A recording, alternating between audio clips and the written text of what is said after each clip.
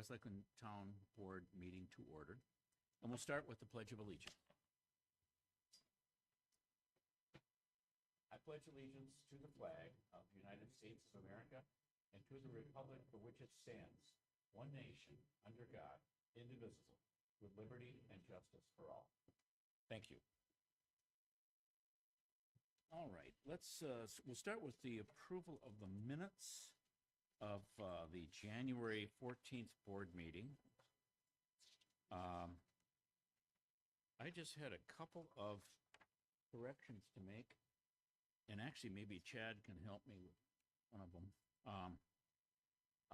At the bottom of page 3, it says the estimate, this is talking about the 30th Street improvements, and it says the estimate for the work is $730,000. I thought it was more like 770. Chad, do you know, is that, it should be 770 instead of 730? I think so.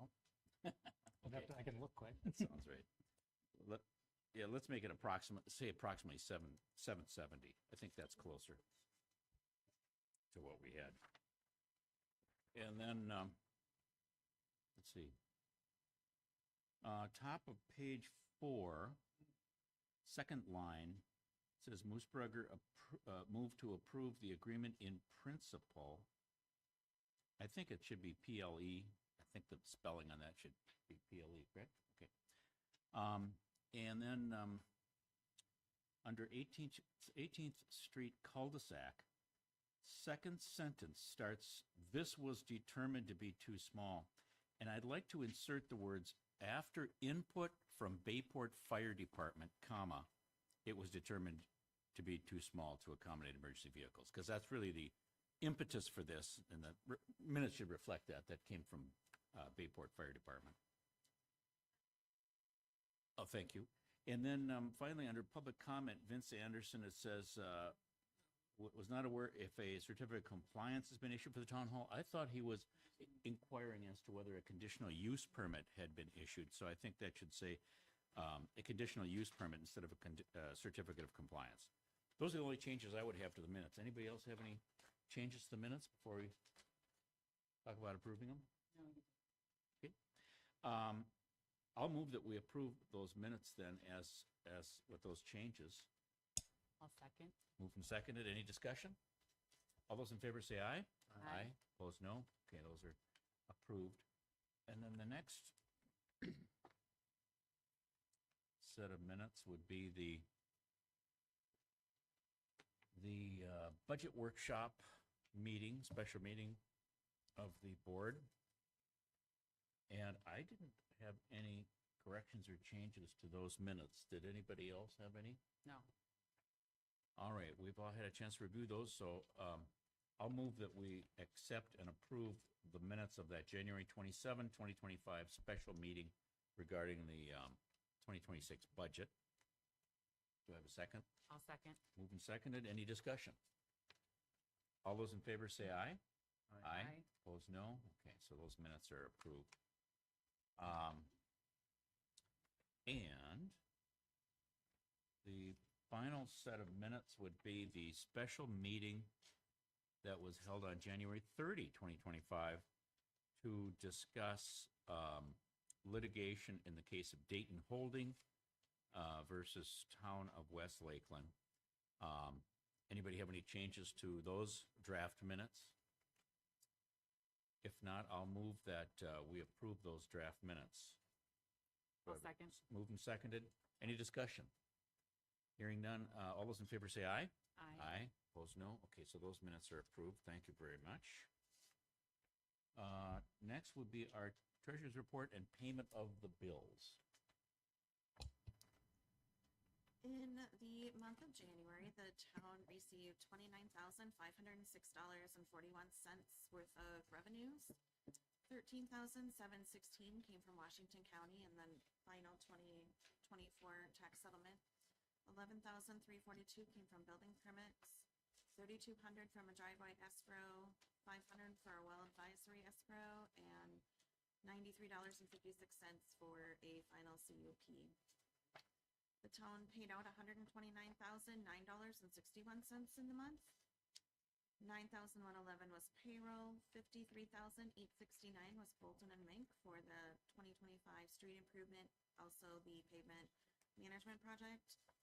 1638 for map dues, 9,800 for building inspections, 16,281 for mission for the town hall remodeling, 6,111 for tennis recycling, 5,471 for legal, 3,000 for Washington County Historical Society donation, 2,106 for salt and sand to Washington County, and 4,632 to Washington County for striping, bringing the total current assets to $3,307,730 and 54 cents. There was a CD that did mature today. I did not call on it, so Phil, I will call on it tomorrow, see what our options are, and get a hold of you. All right, thank you. And I don't know what happened with that First State CD. We just renewed that one. It's gonna come due somewhere between 7/11 and 8/30, but for some reason I put it at January 1st of 1900, so we, that is a typo. All right. Way back. All That's right. all I have unless you have questions. No, I don't think I have any questions. With the, does anybody else have any questions? With the correction of that typo, I would move that we accept the treasurer's report and approve payment of the bills. Moved and seconded. Any discussion? Hearing none, we'll need the roll call. Supervisor Dana? Supervisor Bulow? Aye. Chairman Musburger? Aye. Thank you. All right. So our next item on the agenda is someone from Minnesota Association Townships Insurance Trust, Lisa Utley. If she's here, is she here? Does anybody know? I don't see anybody springing to their feet. Maybe we'll defer that agenda item until, she was going to come, right? Oh, yeah. Okay, so we'll just defer that until she gets here. Is CJ here from Baytown? Okay, we're gonna fly through this agenda here. I will cover, if he doesn't show up, I'll cover the 30th Street business under my part later in the agenda. So we'll hear about that one way or the other, but I'll wait for him to show up in case he does.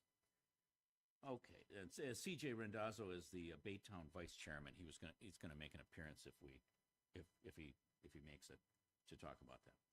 Okay, so now we're moving right along. We're already at number 6 here on the agenda, and that is to hear from Farner Asphalt Services, Lucas Chapman. He's gonna talk about a proposal that he has to do some microsurfacing on some roads. Yeah, so I was here about a year ago, and I just wanted to thank you guys for letting me come back again. I'm Lucas Chapman with Farner. I appreciate the opportunity to bid your crack fill last year. John did a good job at reaching out at that, and I appreciate that. Would love to bid on anything you have going forward. I know your clerk told me you have a maintenance plan you're kind of working on, and haven't seen that. I know that's next few months or so that'll probably pop up, is what she was saying.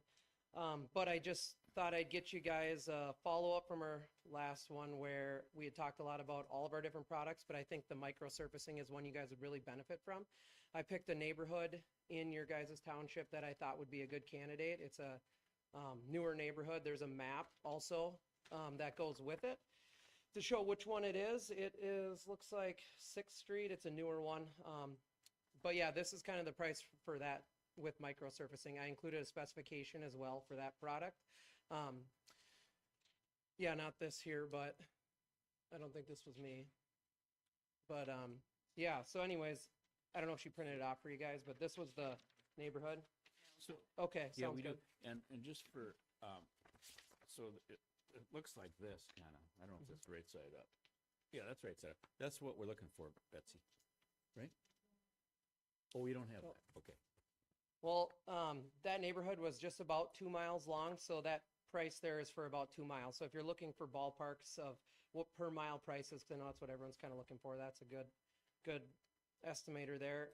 And then I did include a letter of recommendation from Lake St. Croix Beach. We've worked with a lot of the cities around here for a long time, and I just thought maybe that'd be something to show you guys we're a reputable company. And then the specifications are in there if you wanted to know more about the product. It shows you kind of how thick we're putting the material down, what's included in that material, and I can go into that more too, but I know you guys are really busy and have a lot of stuff going on, so I didn't want to take up too much time, so. Yeah, one question I would have Yeah. is that we, I think that was going to be slated for a seal coat this year. Sure. I think we crack sealed it last year in preparation for seal coating this year. Okay. Do you have any comment on Yeah.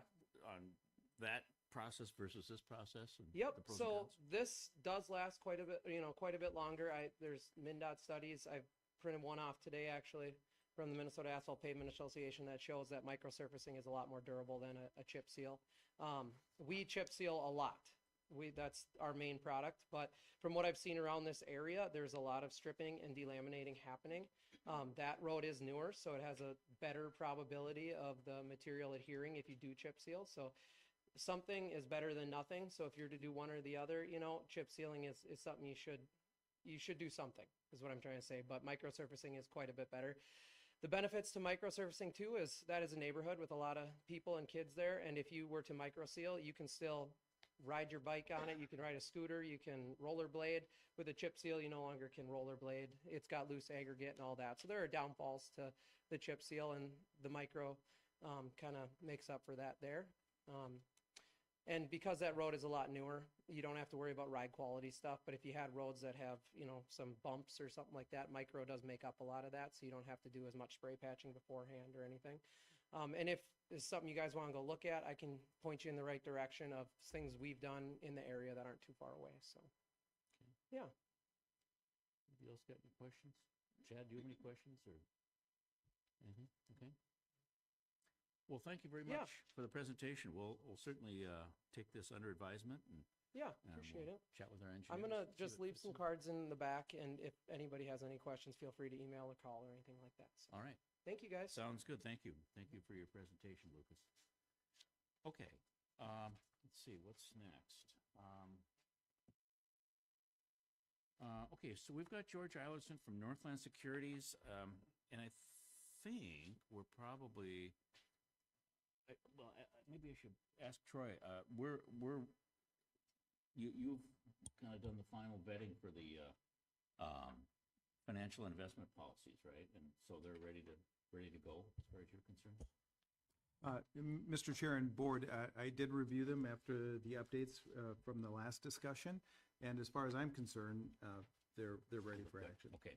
All right, so George wants to make a little presentation, I think maybe wrapping that up, and also talking about the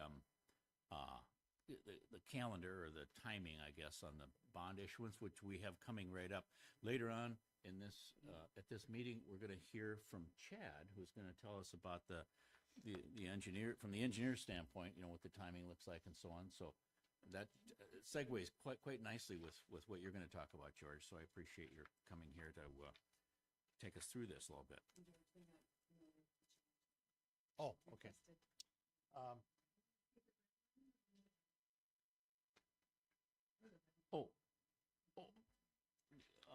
You mean the policies? I suppose, sure. You could put, yeah.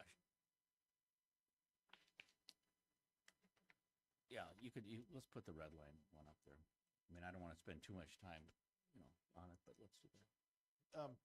Thank you, Chair. George Eilertson, Northland Securities. I concur that this, we reviewed it in January. The board, staff, and your attorney have reviewed it since then, made changes, and I would agree with the earlier comments that it's ready to go. Carrie and I had one slight change on the investment policy, just a statute number, and so, to be honest, Chair, members of the board, I think that it's in a good state. Your two policies for approval, I would recommend that you go ahead and consider approval of that at this time. So the red line we're going to see is actually this latest change that just happened today. Is that what we're looking at? No, it did not get. Oh, did not get incorporated, okay. The slight change, Chair, that I was referring to with Carrie was just a statutory number for Minnesota Statute 118A, which is what details the allowable investments. And we just made that correction in the investment policy.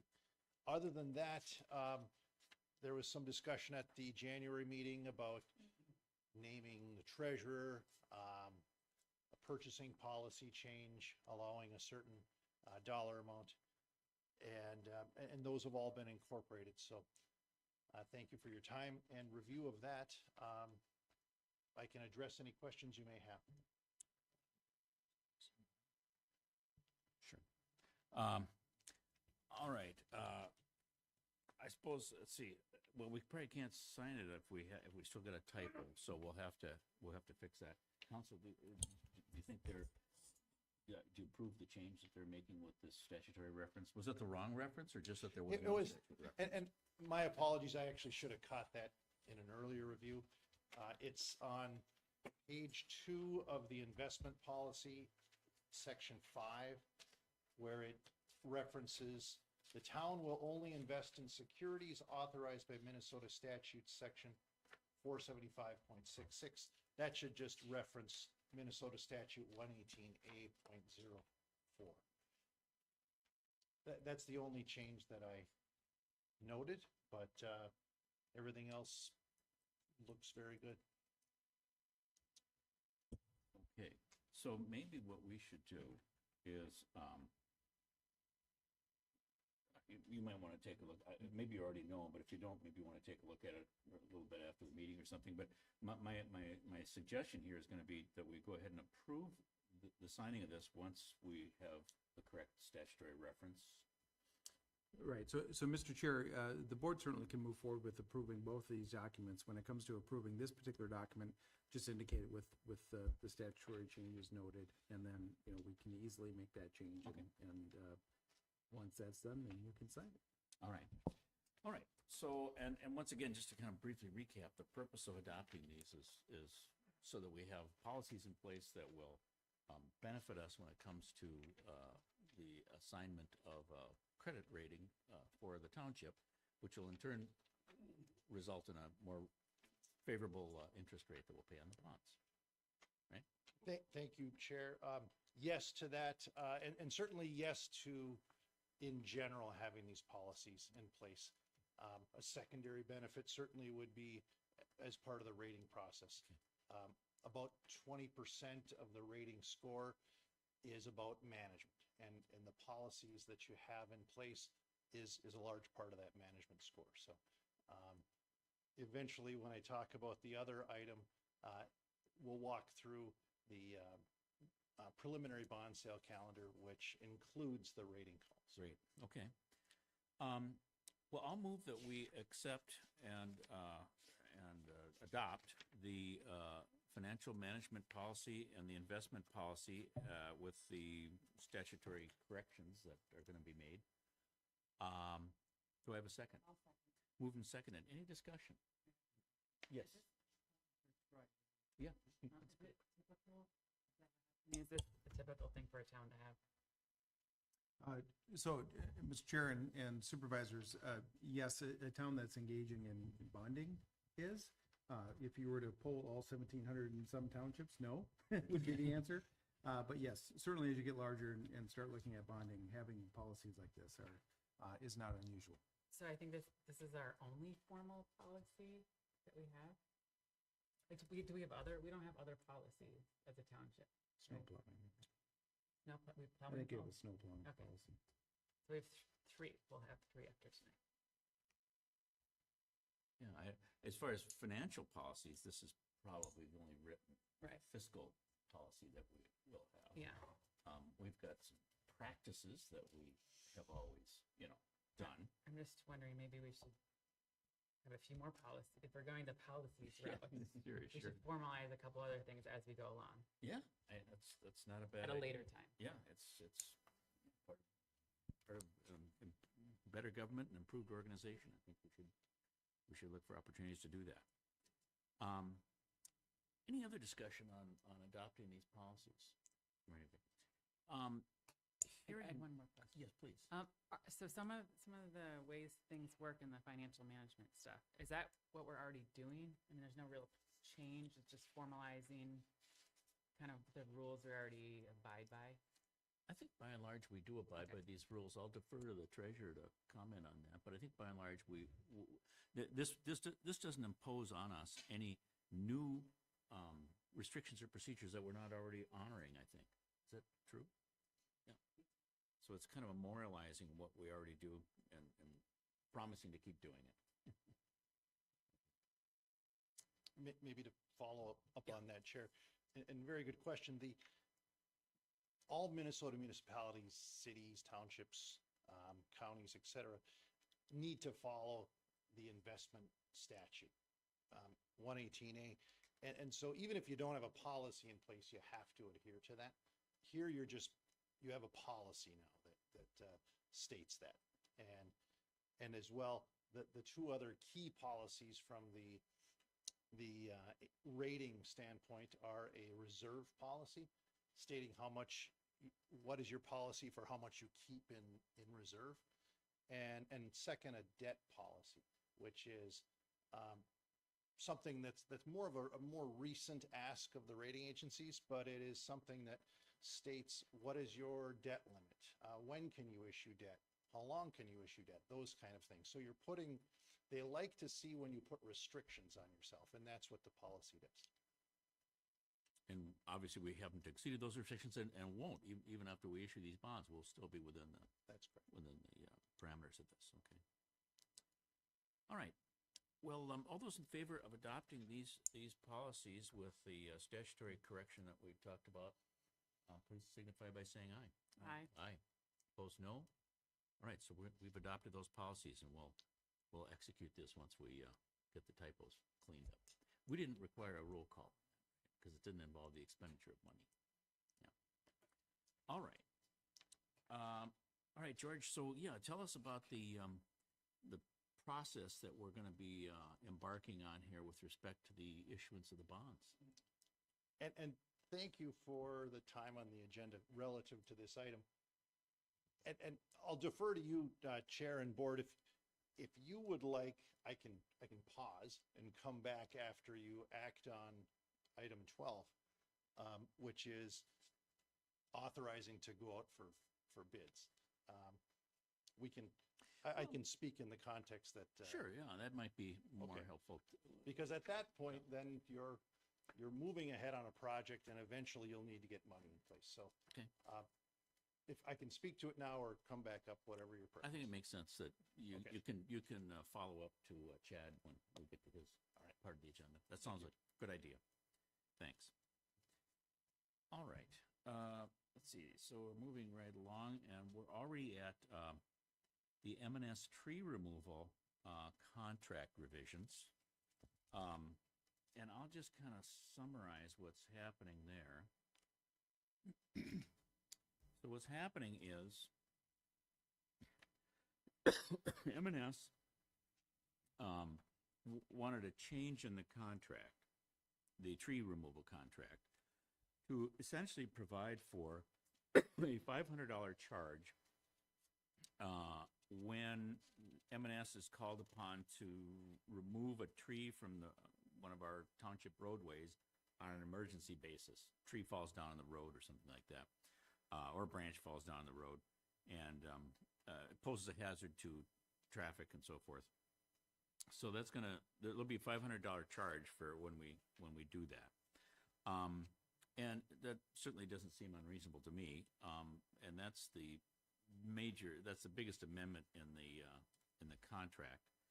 As an aside, I'll say that, we as a township we can avoid that charge by going out and physically inspecting the situation to determine whether this tree really is in the roadway and causing a hazard to navigation and travel.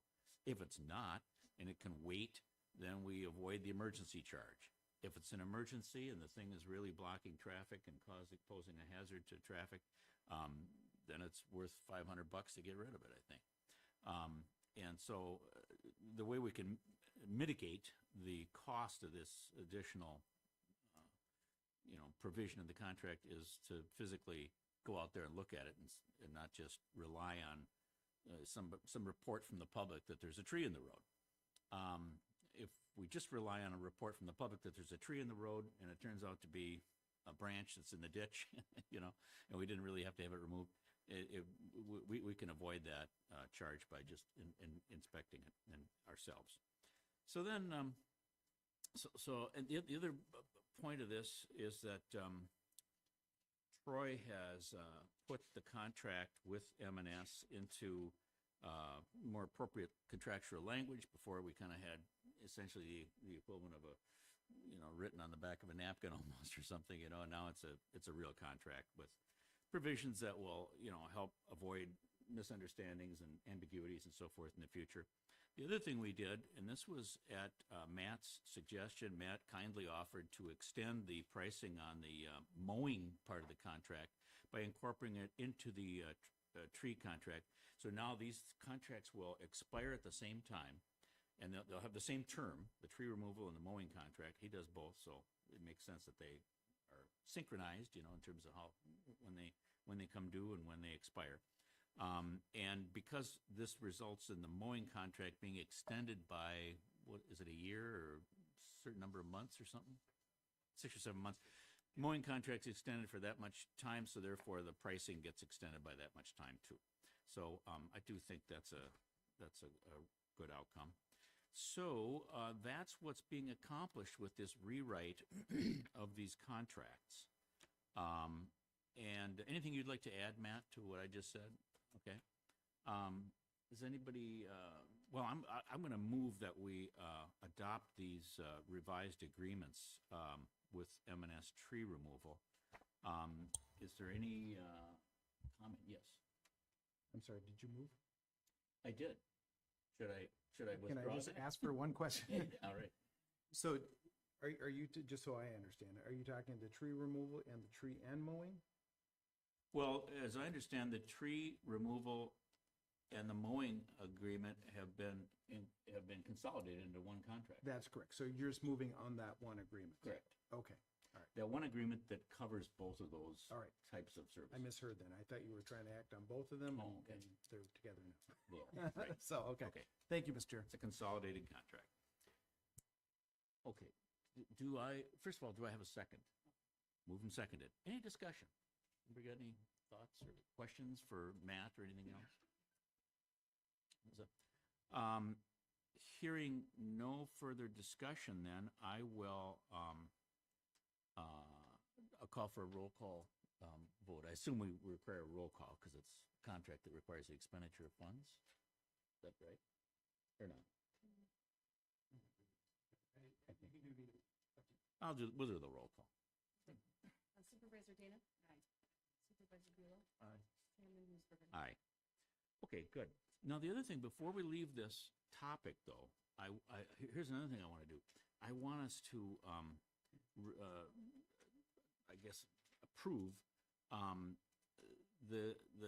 hopefully it's the kind of the finishing up, I guess, of the EAB diseased tree removal project that we have going on in the township. Many municipalities have this issue, because these, I was going to say elm trees, but that's 40 years ago. The ash trees, they're all dying, and everybody, all these municipalities are removing them, and it's a big deal. And we've still got a few left. I think there've probably been dozens of them already removed, maybe over 100. I'm sure it's probably over 100 that we've removed already. But we've still got a number of trees to go. I actually went out with Matt, and we looked around at some of these areas, and so I think Matt actually comes up with a number of 94 that are diseased and should be removed right now. Now, you're going to come up and talk, okay? And I'll just say this, too. There are other ash trees that are not diseased, that are in our right-of-way, that people are treating. They're doing injections and so forth. Those are not counted in that 94. This 94 just counts the ones that are, whether they're being treated or not, they're dying. Correct. Based on signs that you can see by observing them. And you want to add to this a little bit? Yeah, so these 94 trees are all trees that aren't currently tagged as being treated. I know 9 of them were being treated granularly, but it wasn't working with the trees.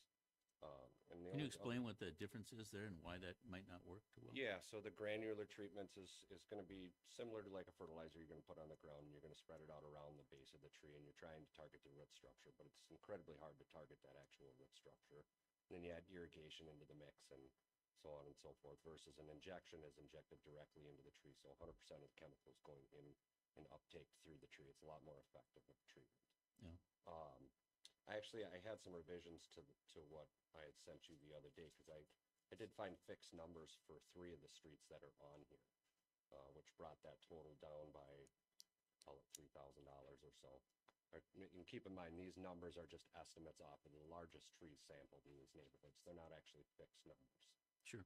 So maybe we can say like 90 to 95 trees, and roughly, you gave an estimate of $55,000 to take those 94 trees.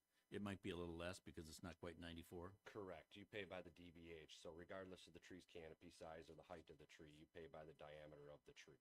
Okay.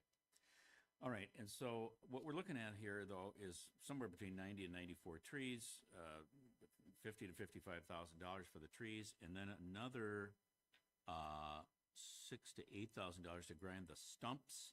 And as I understand it, the timing on this is that you can take the trees during February and March when the ground is frozen. In fact, maybe it's even better to do that because the ground is frozen, so you're not going to rut up the boulevard or whatever. Correct. Less turf damage. Yep, less turf damage. And then you've got to wait, though, to do the stump grinding until later on because you can't grind frozen stumps. You can, but it's incredibly hard and incredibly abusive to the equipment. So Okay. we prefer to grind when the ground's thawed out. So you'd probably be looking at April, May, whenever road restrictions come off. We don't want to be in these neighborhoods with road restrictions on. Right, yeah, that's another good point. So, okay, so that's kind of what we're looking at. And so what I would like to do is move that we approve of having this work go forward now, sort of, while the weather conditions are appropriate to do it with minimal damage to the people's yards. Or they're not really their yards because it's our right of way, but it looks like part of their yards. Does that include Windstone? Because the lady contacted me. Oh, yeah. In fact, Forwarded to John, but I don't know, John, did you contact Polly at Windstone? Polly, is it? Yeah. Polly? Mhm. Do you know who that is? Not sure. I've talked to a lot of people. Okay. But yeah, I think this is that Windstone, Waterford area primarily. Windstone would very much like to know when what the schedule is. Isn't it? Well, if we approve it tonight, I'm thinking maybe the schedule is going to be February, March. Would that be right? Go ahead. We'd be looking at March for the tree removal with regards to Windstone. All of the trees that are on the north sides of Oak Green Avenue Court, 7th Street, and Oak Green Avenue Place, maybe it is? Not sure. Those 3 streets, all of the trees that are on the north sides of those roads were found to be out of our right-of-ways. Yeah. So that was the question from Windstone, whether those trees would be removed. As of right now, they're not on that list. Yeah, okay, so let's talk about that for a second too. Yeah, what he just said is accurate. Apparently, the north and west sides of several streets in these developments are outside of the trees are outside of our right of way. They were planted by the developers, I understand it, Correct. when they built these homes, but they're just outside of our right of way. And I think we counted about 26 diseased ash trees that are outside of our right of way on the north and west sides of 9th Street and Mendel, north and west sides of Mark Avenue North, and north side of 7th Street. That's in Windstone. So were those previously marked as being taken down? No. And north side of Oak Green Avenue Court, also Windstone. So, yeah, if they're not on our right of way, I think it's probably the homeowner's responsibility to remove them. But these are trees that were marked like 3 years ago, and they just want to know what the plan is. Do you know what she's talking about? Yeah, so There was a number of trees that were marked in Windstone area for removal, and at the time, Midwest was just kind of exploding with the EAB there, and it progressed through that neighborhood faster. So we shifted our focus into Midwest neighborhood instead of concentrating on Windstone. Those trees could wait a little bit longer. So we haven't marked any trees that are not in our right of way, thus raising the hopes of people No, that they'll be. no, removed. nothing Correct. that's Okay. not confirmed to be in our right of way has been marked. Okay. All right.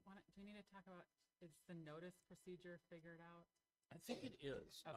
I think the notice procedure is that we have a letter that was drafted by Troy, I think, that we will send to people where we're going to cut the trees on the boulevard in front of their house. I think the procedure is that you're going to provide Carrie with addresses, and then she's going to send out this letter that's a form letter that our attorney has prepared or approved. Correct. To establish. Yep. Do we have to send a letter? Mr. Chair and Board, no, but I strongly recommend that you do that. In my experience, letting folks know what you intend to do is definitely a good thing. It reacts, it prevents kind of an overreaction sometimes that can occur. And to remind the board, you did pass a resolution specifically on this issue to set out a process and a more expedited way to get at the diseased trees. Okay, good. So we'll Okay. follow that. I think the purpose of this motion I'm making now is just to approve the, proceeding with the ones that we've identified here.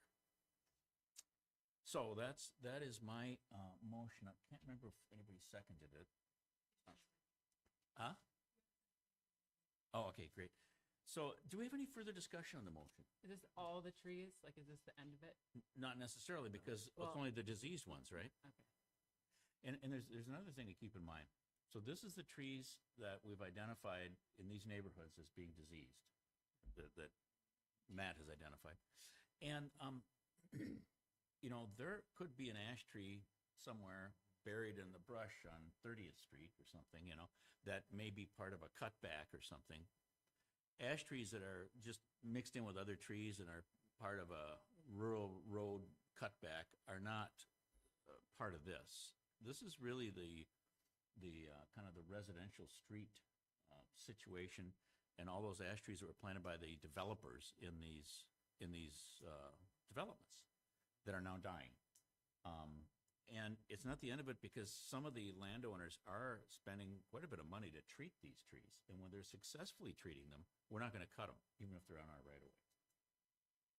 At least I don't think we should, but if we want to have a discussion about that, we can. But I think if people are spending hundreds of dollars every year to keep their trees, we should let them keep the tree. They're not their trees, they're on our right of way, but let them stay. Okay, so, go ahead, you got a point? You said you're gonna do them in March. Would it be completed in March? Alrighty. Any other discussion, further discussion? Because this involves the expenditure of funds, I'll ask again for a roll call. Chairman Musburger, Aye. Supervisor Dana, Aye. Supervisor Beal. Aye. All right, thank you very much. So is someone gonna get back to Windstone and tell them the schedule?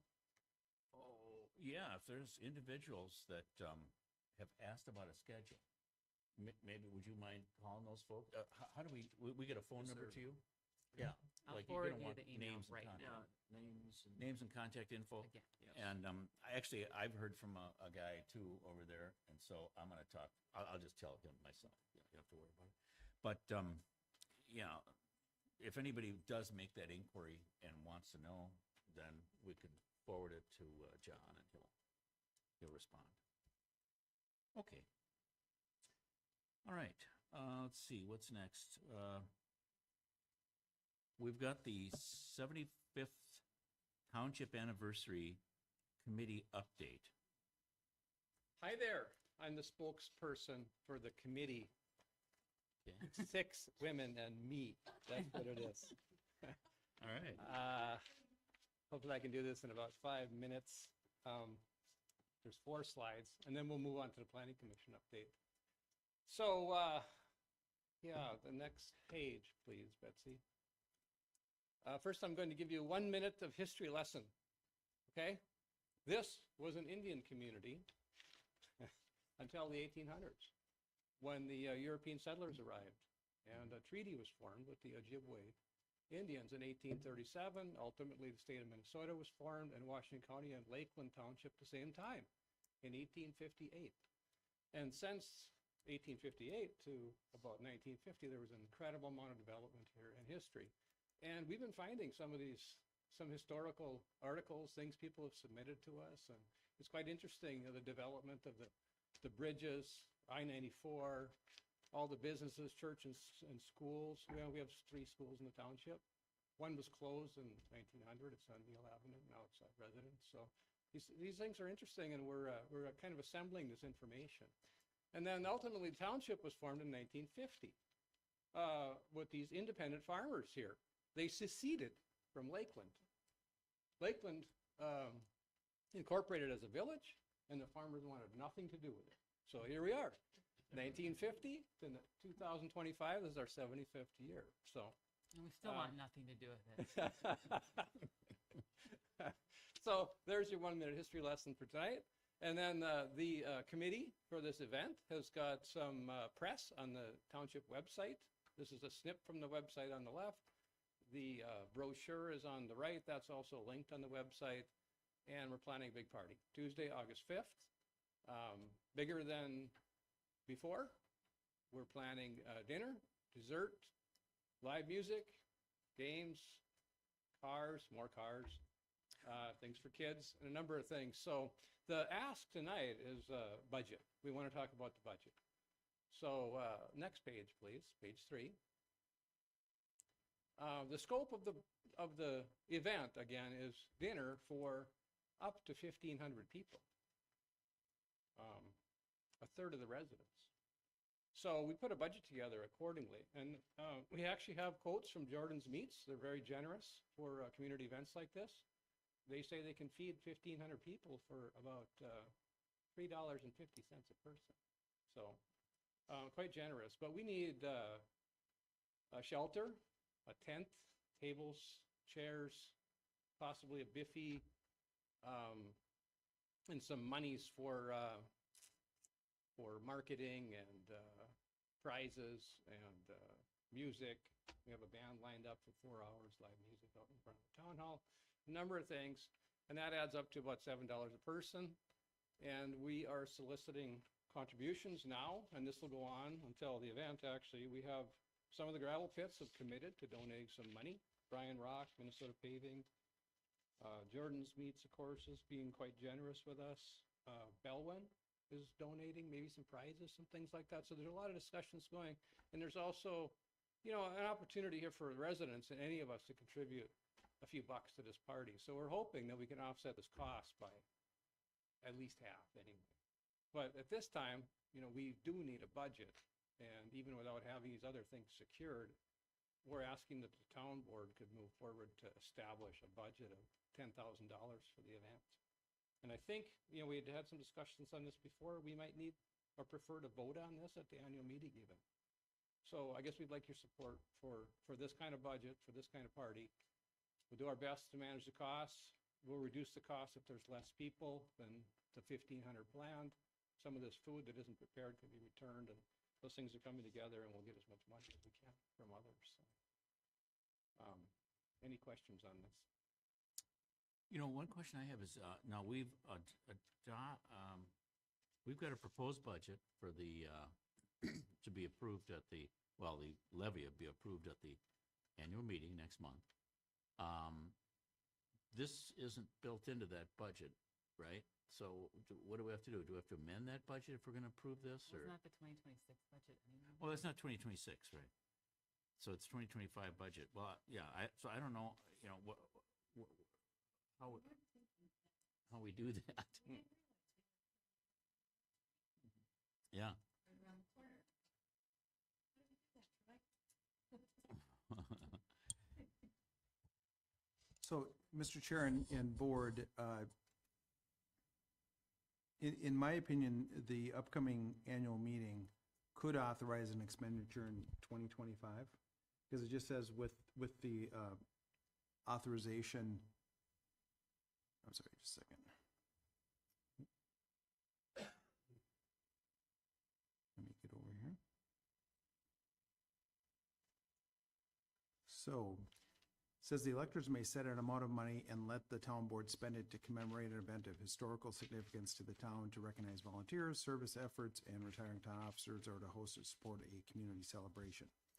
So I would recommend, if this works with timing, that the annual meeting, you ask both for the authorization to appropriate and spend money this year for the celebration, as well as budget for 2026. And actually kind of ratify past expenditures as well. So kind of have a one-time authorization to get you current through the 2026 levy year. All right, so that's almost exactly what you just said. So I think that's the way we should proceed. I don't think we need any kind of board action at this time. We just need to put that on some kind of an agenda for the annual meeting, right? Or do we have to do a board resolution to put that on the agenda? So, Mr. Chair, you don't necessarily, I mean, what you could do is, as a board, pass a motion asking for a particular amount. So, if there's a proposed amount for expenditure in 2025, I think you can make a motion to seek elector authorization for that at the upcoming meeting, if that makes sense from a timing perspective. Okay.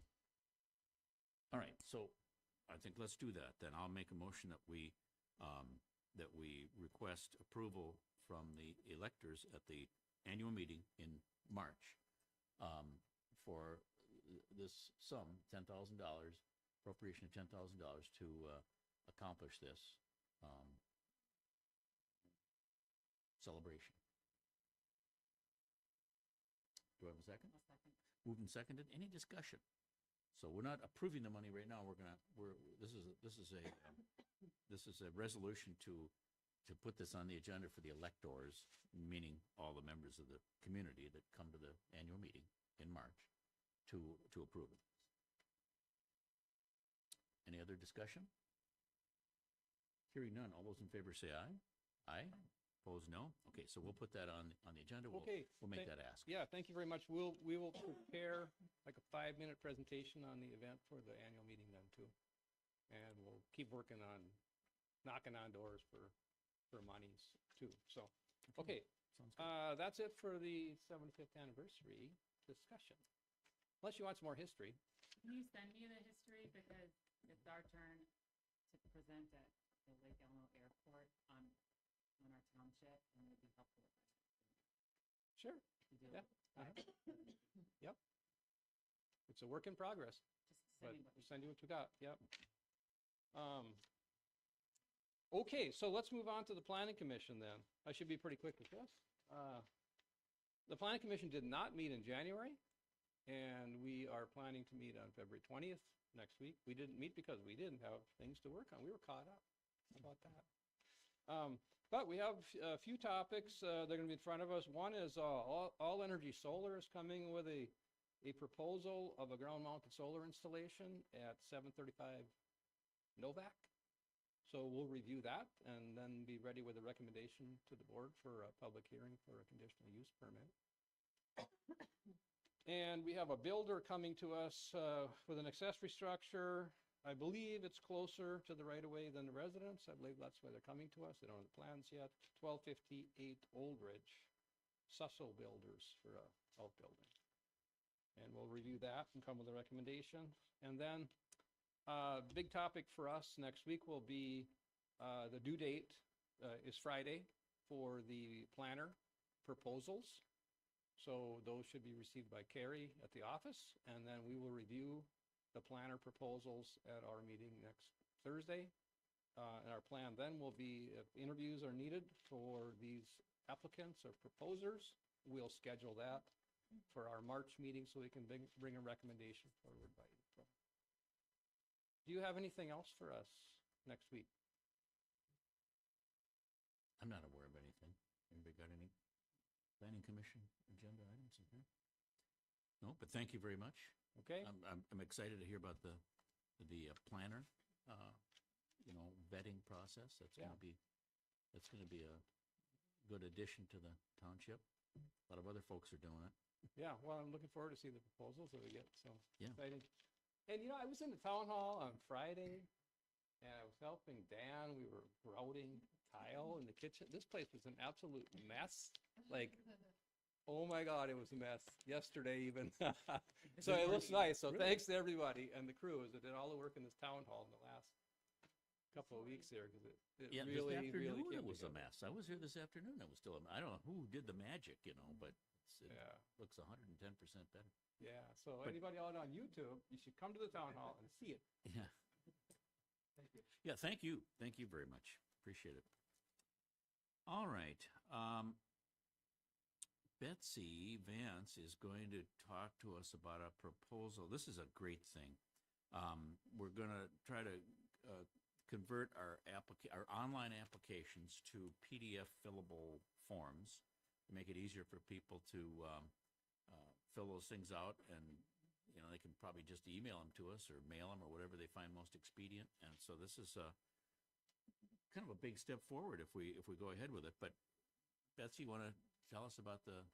All I need is, I had to buy a subscription to a PDF fillable software. So I spent $120 to get that subscription.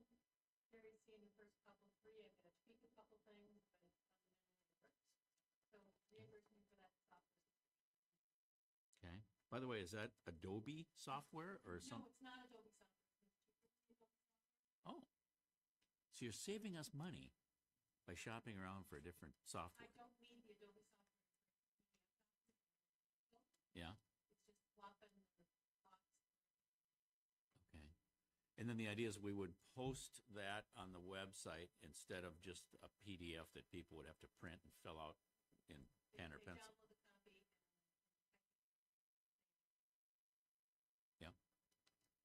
That sounds like a pretty reasonably inexpensive way for us to make it easier for the public to, to file applications and so on. So it sounds like a good thing. And what will your fee be to do that?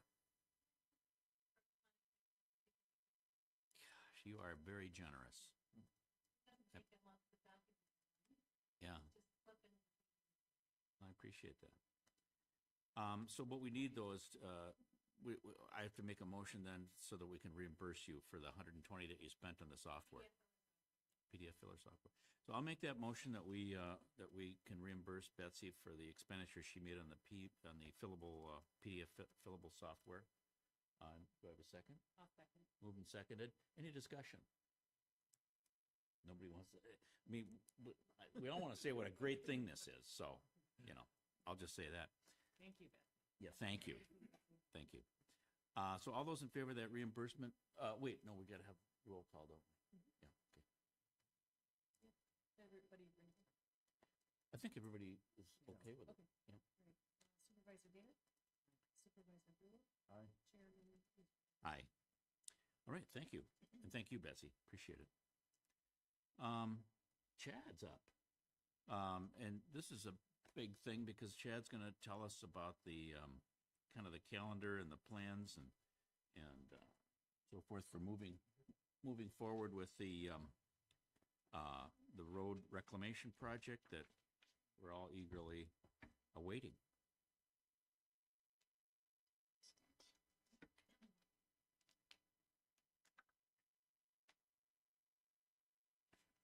Well, thank you for having me tonight. I'm here to chat about the 2025 street improvement project and kind of update you with where we're at and ask the board to take some official action on approving the plans and specs and going out for competitive bidding. Wait for the presentation to load.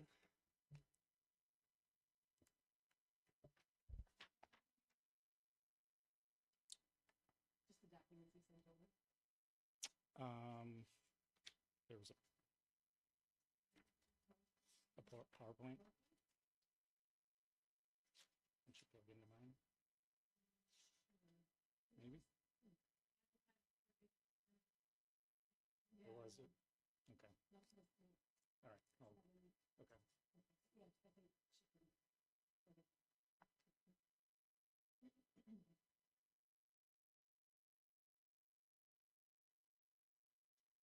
Okay.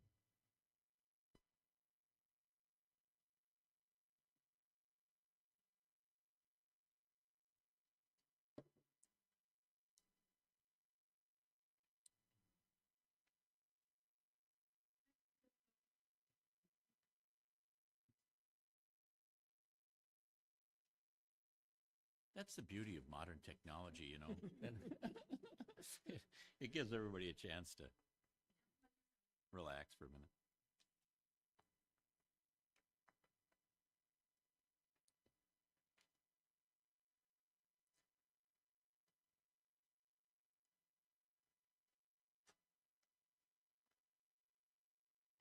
A few years ago, these things never synced up. I mean, you just couldn't play a PowerPoint, you know, in a straightforward way. I mean, it's gotten much better, but obviously we still live with the glitches, you know. It's amazing. You know, and that term plug and play, I mean, that was a false promise. It doesn't work that way. Plug and smoke. Sometimes. Right. Yeah. Say, Rachel, were you collecting information about the township? Yeah. The last Indians left here in about the late 60s, early 70s. And they're old at the time. They said their forefathers would canoe from White Bear Lake on the channel that the watershed dug underneath the Manning or 10th Street and into the St. Croix River. They'd had a couple little spots to portage, but that was one of their highways. Not through that culvert, but The before the culvert culvert was wasn't. before the road was there. Right? Yeah. Okay. Yeah. Interesting.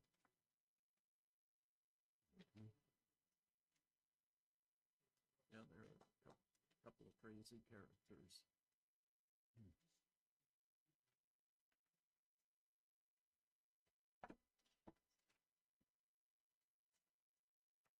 Gonna get one of them. I think so. Nice.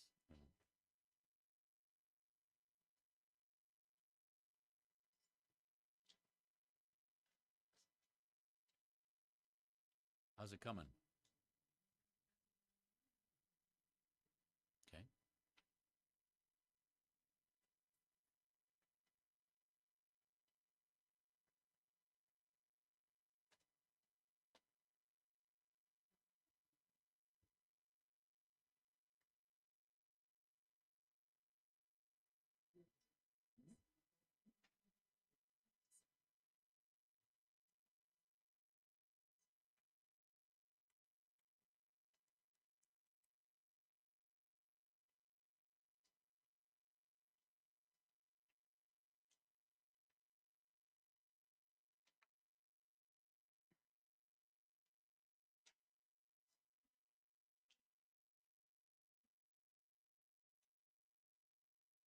There we are. Sorry about that. All right. Here tonight to talk about the 2025 street improvement project. We go to the next slide.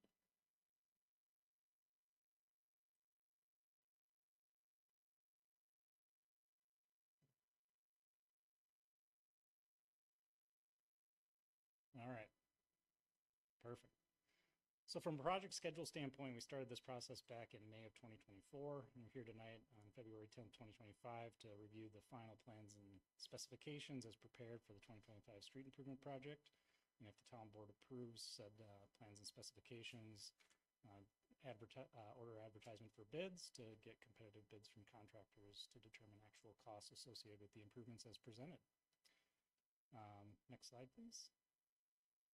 So from a final design standpoint, we prepared plans and specifications to really kind of engineer the roads and give contractors something to go off of to bid. My hope here tonight is to walk you through what's inside those plan documents from a scope and understanding what you're approving. So there are plans at the back table that provide a lot of detail design elements for each street that's included in the project scope. But from a high level, it's consistent with the preliminary design and kind of the recommendations and what we've been presenting all along the way, with the exception that this does not include 30th Street from Oak Green Avenue east to the town limits. So that particular street has been removed. That was included in the preliminary design based on the joint power discussion with Baytown Township. So there was a memorandum summarizing some of those final design elements that were included with the agenda item that was submitted for your review. And I'm here tonight to kind of walk through what some of those mean at just kind of a high level. Also included with the design was identifying potential easement needs, utility conflicts, and of course, meeting permitting agency requirements to actually build the job that was designed. Next slide, please. So location map, every street in red is included in the project bid package. Notably, of course, 30th Street is left off of that. Next slide, please. So from a summary standpoint, the project is full depth reclamation of all the streets to provide a 7-ton road. The estimated total project cost I have in here remaining at about $8 million, which includes the 30th Street cost with that street removed from the scope. That cost will go down. My intent is to update the total project cost based on the bid results based on the final scope. So that number will be updated based on real numbers when I come back, provided this moves forward to the competitive bidding process. So you'll be looking at real numbers for what's included in the project. And that is going to time with Northland Securities and the whole debt issuance. So we're making sure we're making educated decisions based on your bonding needs, based on real numbers to complete the project. The roadway is proposed to be repaved with bituminous material to match the existing kind of width or edge of pavement. A culvert or storm sewer analysis was completed as a part of the design efforts. The project scope includes replacement of culverts that are in failed or poor condition, as determined by those inspections. It also replaces culverts or storm sewer under higher volume roadways, such as Nolan or Neal. If the age of the culvert is unknown or it kind of falls into that starting to look like it might be aging out, we're proposing to replace that with reinforced concrete pipe as a part of the project scope. And then there are some storm sewer kind of runs or collection systems that were inspected, and there are repairs associated with that existing storm sewer infrastructure that's included in the project scope based on those field observations. Next slide, please. Signs, like your street signs, your stop signs, or any signs along these roadway corridors, if they are impacted with the construction, they're proposed to be removed and replaced with new sign posts and new signs. If the signs are outside of that impact zone where they're not actually physically having to touch them, they're going to be protected in place. Driveways impacted with the construction as we go by to match into the new roadway. Typically, they are needing to get removed a certain distance from the edge of the road. Those driveways are proposed to be replaced in like material. So if you have a concrete driveway, a concrete driveway will be replaced based on that construction limit. The project is proposed to be bid over to be completed in 2025 and 2026. So the 2-year period offers the contractor leeway of how much they want to take on in 2025 and 2026. There aren't, with the removal of 30th Street from the project scope, there are no streets specifically required to be completed in one calendar year versus the other. So the contractor does have the flexibility to manage their kind of location, material needs, trucking needs, based on how they think would be the most efficient to complete the project within those kind of year guidelines. The only caveat is that once they start work in a neighborhood, they're going to have a certain number of working days to complete the work in that neighborhood, so that they're not just opening up a street that's left kind of unattended for a month or two on end, really impacting the residents and kind of the endless construction when they could have been more efficient and effective of getting in and getting out. So there are some checks and balances in the specification, but it's designed to really hopefully open up that competitiveness and look for the most cost advantageous process for the township. And let me just ask this one question too, interject. I assume that also you've taken into account the idea that, we don't want to, sort of, block anybody off or make somebody drive through, some kind of muddy, ruddy thing, In other words, we're taking steps to make sure that residents won't be unduly, inconvenienced or cut off from the road system. That's in the correct. course of this.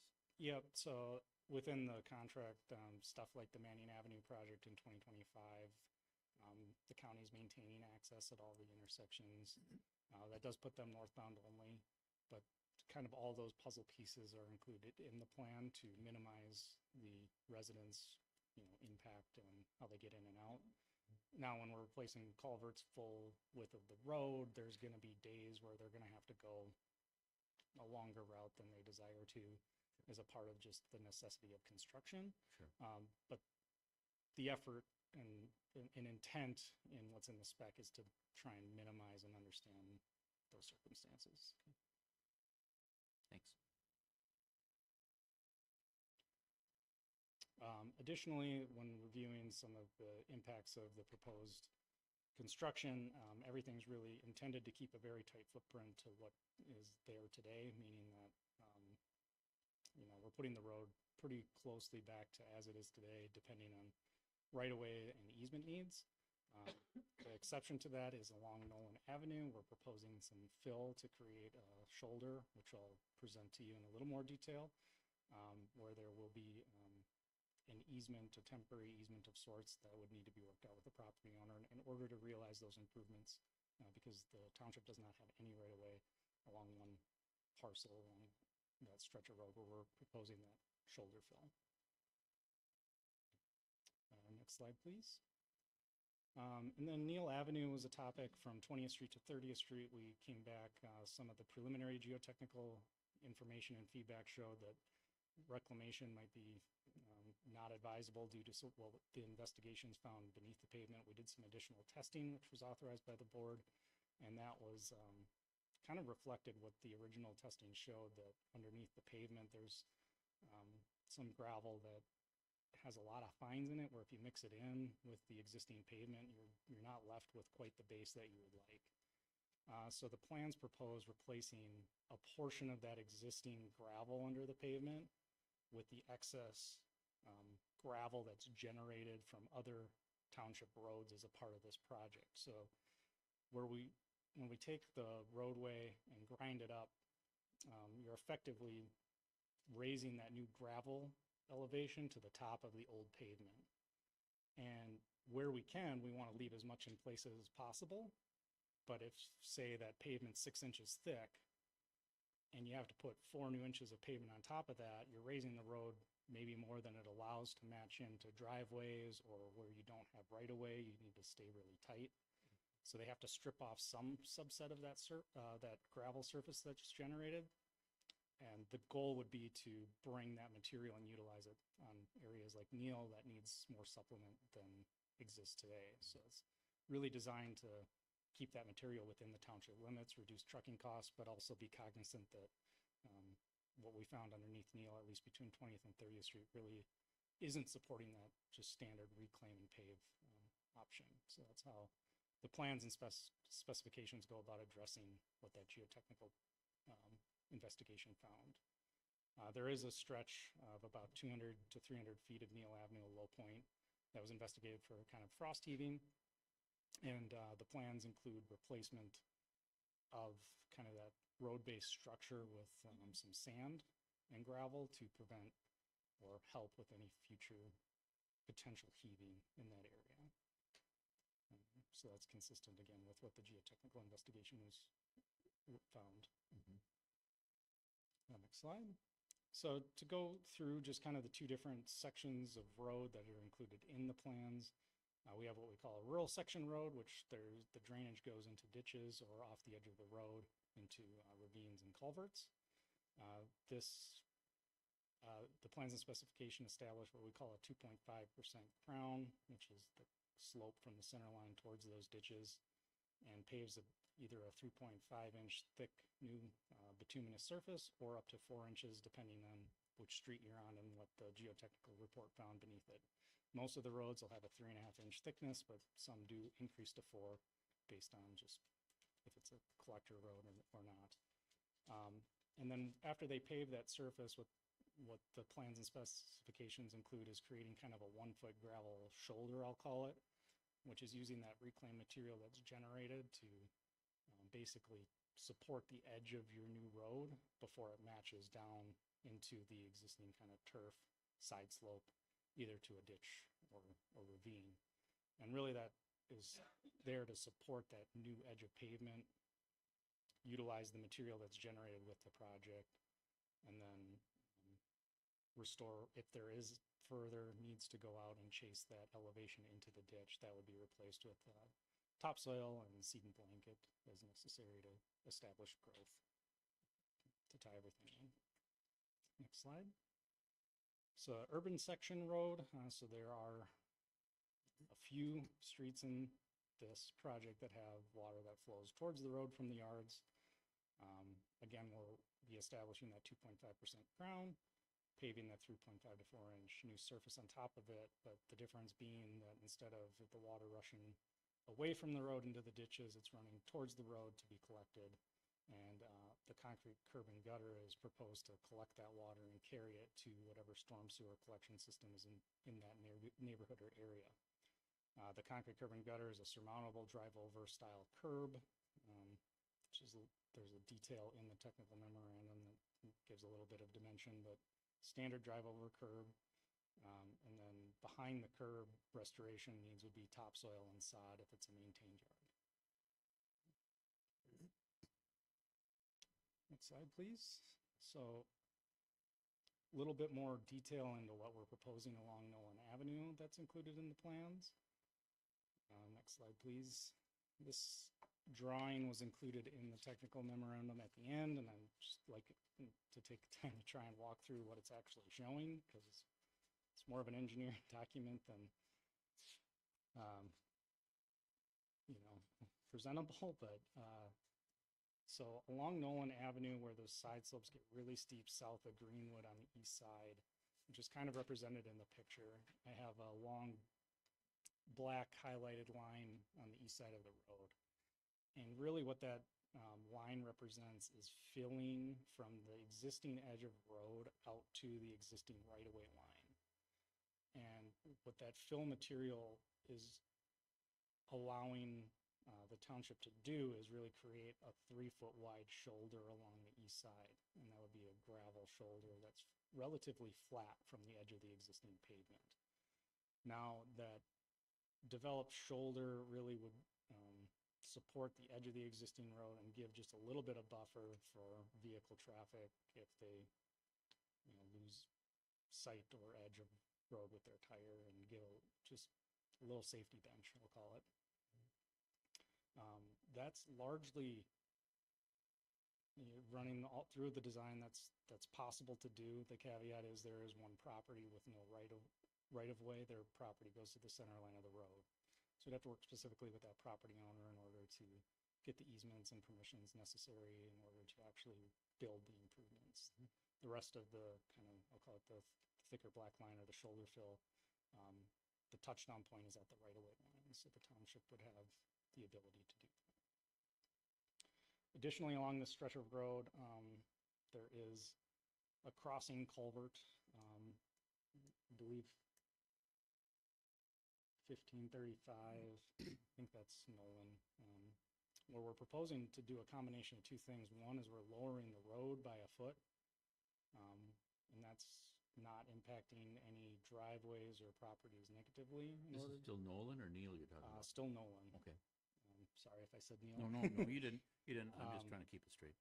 Yeah, so, and then we're also going to fill in kind of a ditch line up to 2 feet. So lowering the road and filling the ditch to create less of a steep drop.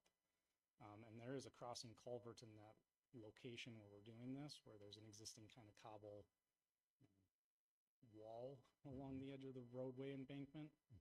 Kind of pretty.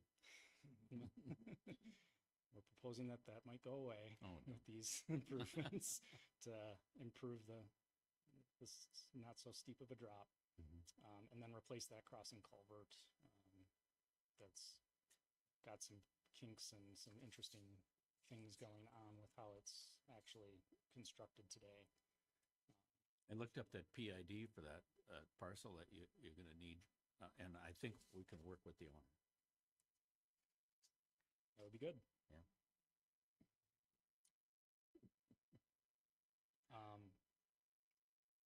And then just a combination of some other just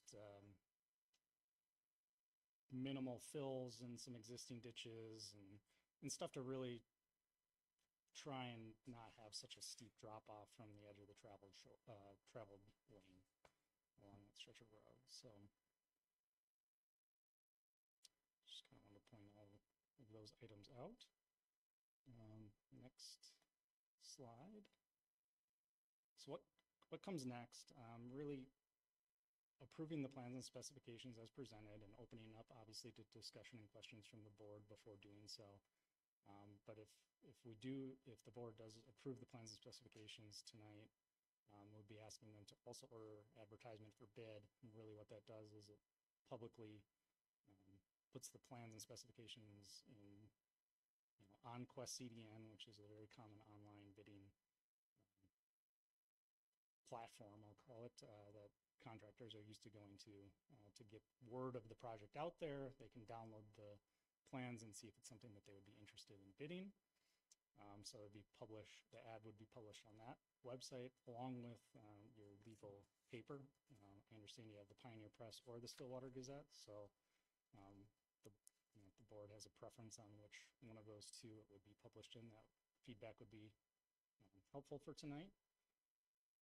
And then, provided it would move forward, we have proposed to open public bids on Tuesday, March 18th at 10 a.m. It would be a virtual bid opening. The link is included in the ad for bid. Anybody can join.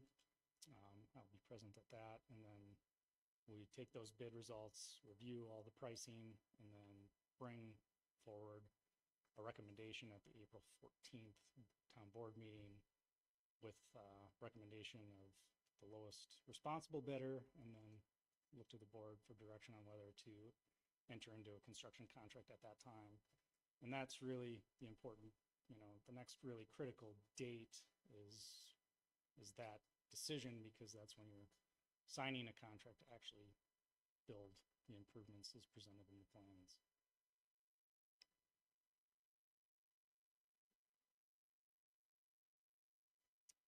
Next slide. So my recommendation is the board approve the plans and specifications and order the advertisement for bid, but I am here to answer any questions the board may have regarding the process project, details of the plans or otherwise. Okay, so anybody got questions for? What, do you have a proposed contract form? I mean, I know we're 2 months away from that, but if it's something that Troy would need to review, if we can take care of that sooner Yeah, rather than later. good idea. Yeah, so the contract will be the signed construction, or the signed plans and specifications. Embedded in the specifications, we utilize the EJCDC contract documents with supplementary conditions and technical specifications referencing both MnDOT and kind of our recommendations for more local projects that aren't maybe quite the size of MnDOT. And certainly that can be something I provide to the town attorney for review and comment on. And if I can work directly with him, if there's addendum needs or otherwise, we can take care of that. Along the same lines, is there a form already prepared for the published notice? So that can be acted on right away if we approve it tonight? Yep, the advertisement for bids is a 2-page document. Believe it was maybe included at the end of the agenda packet. And right now it's drafted to be published both on Quest CDN and Stillwater Gazette. If there's preference that this get published in the Pioneer Press, that could be feedback that's provided by the board tonight. I'd say Pioneer Press just for the wider circulation. What do you think? I don't think the Stillwater Gazette will get us much. The Pioneer Press is probably read by more people, so. Or the Minneapolis, and the Minneapolis paper, maybe both of them. What about that? Yeah. Any reason, is there any contraindication of doing that? Both of them? Yeah? Just a little more expense, I suppose. But. It becomes an expenditure, so you're legally required to publish it at least in the legal paper. You can publish it in more places than that, certainly. It's just at a little more expense. I will say that Quest CDN is pretty industry standard for where contractors seek this type of work typically will go. It's posted there as well, so these contractors will see it there. Mhm. All right. Well, we can have more discussion, but I think I should get a motion on the floor. So I'll move that we approve the plans and specifications and proceed with publishing the notice in the Pioneer Press and the Minneapolis paper as soon as we can. So that would be the motion that I would make.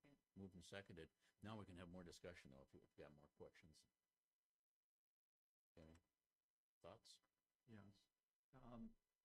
I've been on projects that, within a day of the bid opening, there would be an award, a day or two. And, you know, from March 18th to the 14th of April is almost a month. Would it be wise to have a meeting shortly after the bids were received and awarded then?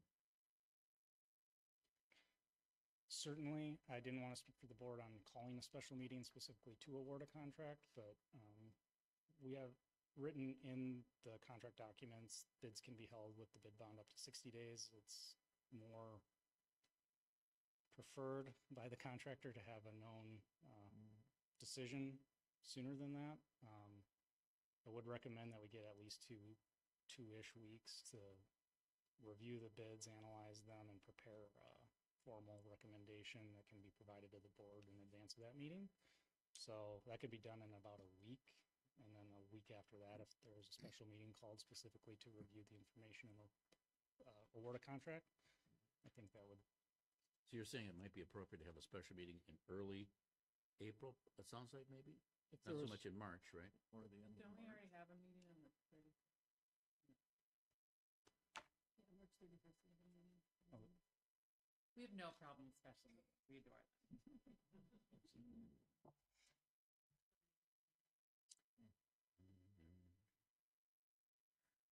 Well, I suppose we could piggyback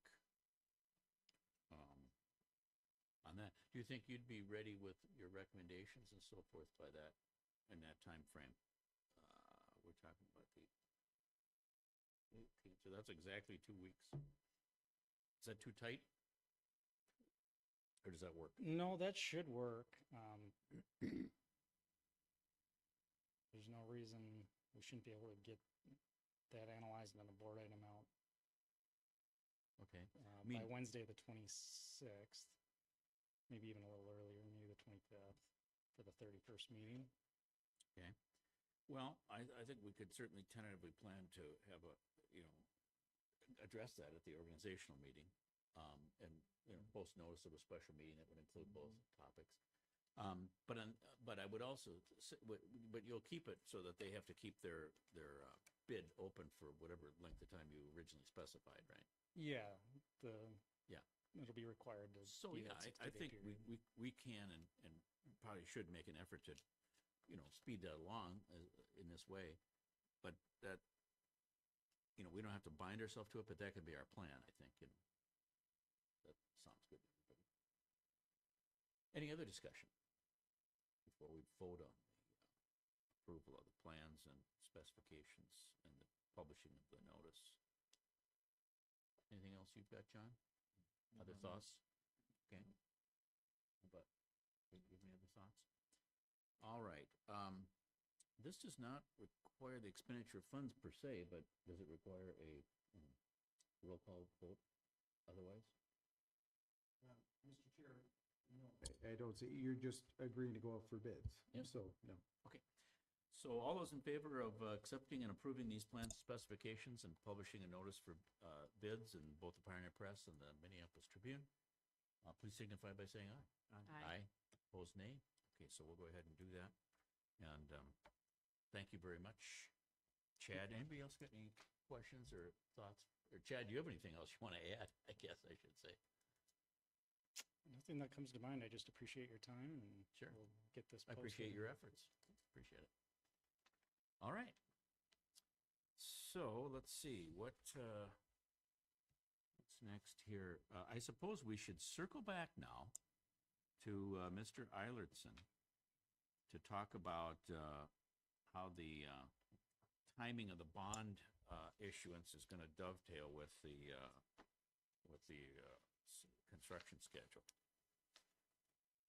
Thank you for shifting me down on your agenda. I think that this works nicely. And board, I put together a preliminary calendar that I see on the table there. Preliminary being the key word because already some dates may have changed. But so I wanted to wait until Chad got done with his presentation. You've authorized moving ahead with bidding your project. And eventually then, the financing phase would come in. So I thought for tonight's, for your benefit, I would just kind of give you an idea of what kind of a timeline we'd be looking at. And again, these dates can move around, but as I know, my date on here for awarding construction bids has moved around. So I'll highlight a few dates here. Of course, March 18th, construction bids received. So a little bit of a backtrack here. 10 months ago at your annual meeting, you authorized up to $8 million in the issuance of general obligation bonds for this project. So now based upon what the construction bids come in at March 18th, that will determine is it going to be 7.8 million? Is it going to be 7.2 million? So we'll size the bonds accordingly at that point. But we can't exceed the 8 million. And so a couple milestones here, I guess, that I would note. One is, of course, April or March 18th, construction bids in hand. April 14th, then I would move to, which is kind of the first formalized step in the financing process. The first item, of course, says construction bids awarded. That's, as you noted, March 31st. But what we'll do then is communicate with Chad, have information for you for your April 14th meeting, which would include a resolution from the bond attorney that is, Troy is your town attorney. There's a specialized law firm that provides opinions on the issuance of tax exempt debt. And so that law firm would prepare a resolution which is calling for the sale. And so we'd have your bonds sized at that point, and that would simply be a resolution calling for a date at a future. At that point, we should know what the date would be. One of Chad's earlier slides talked about, when will construction begin? And that's kind of a unknown date at this time, because based upon who the low construction bids are awarded to, they'll dictate when they start. Oftentimes in Minnesota, we've got work beginning in May, first invoice presented for payment the month after, so potentially the month of June. That's how this timeline is put together in a preliminary sense, where if we stay on that type of a timeline, then we would have, again, that resolution calling for the sale in April. Bond rating call we talked about earlier, that would be, again, to you'll have a general obligation pledge of the town as credit for the bonds, but then also the other enhancement to your bond issue will be your credit rating. And so that would take place, a rating call would likely be the first part of May. We'd find out then approximately a week later. And then preliminary timeline would be a May 12th bond sale. Again, as we go forward in the process, we'll get these dates firmed up.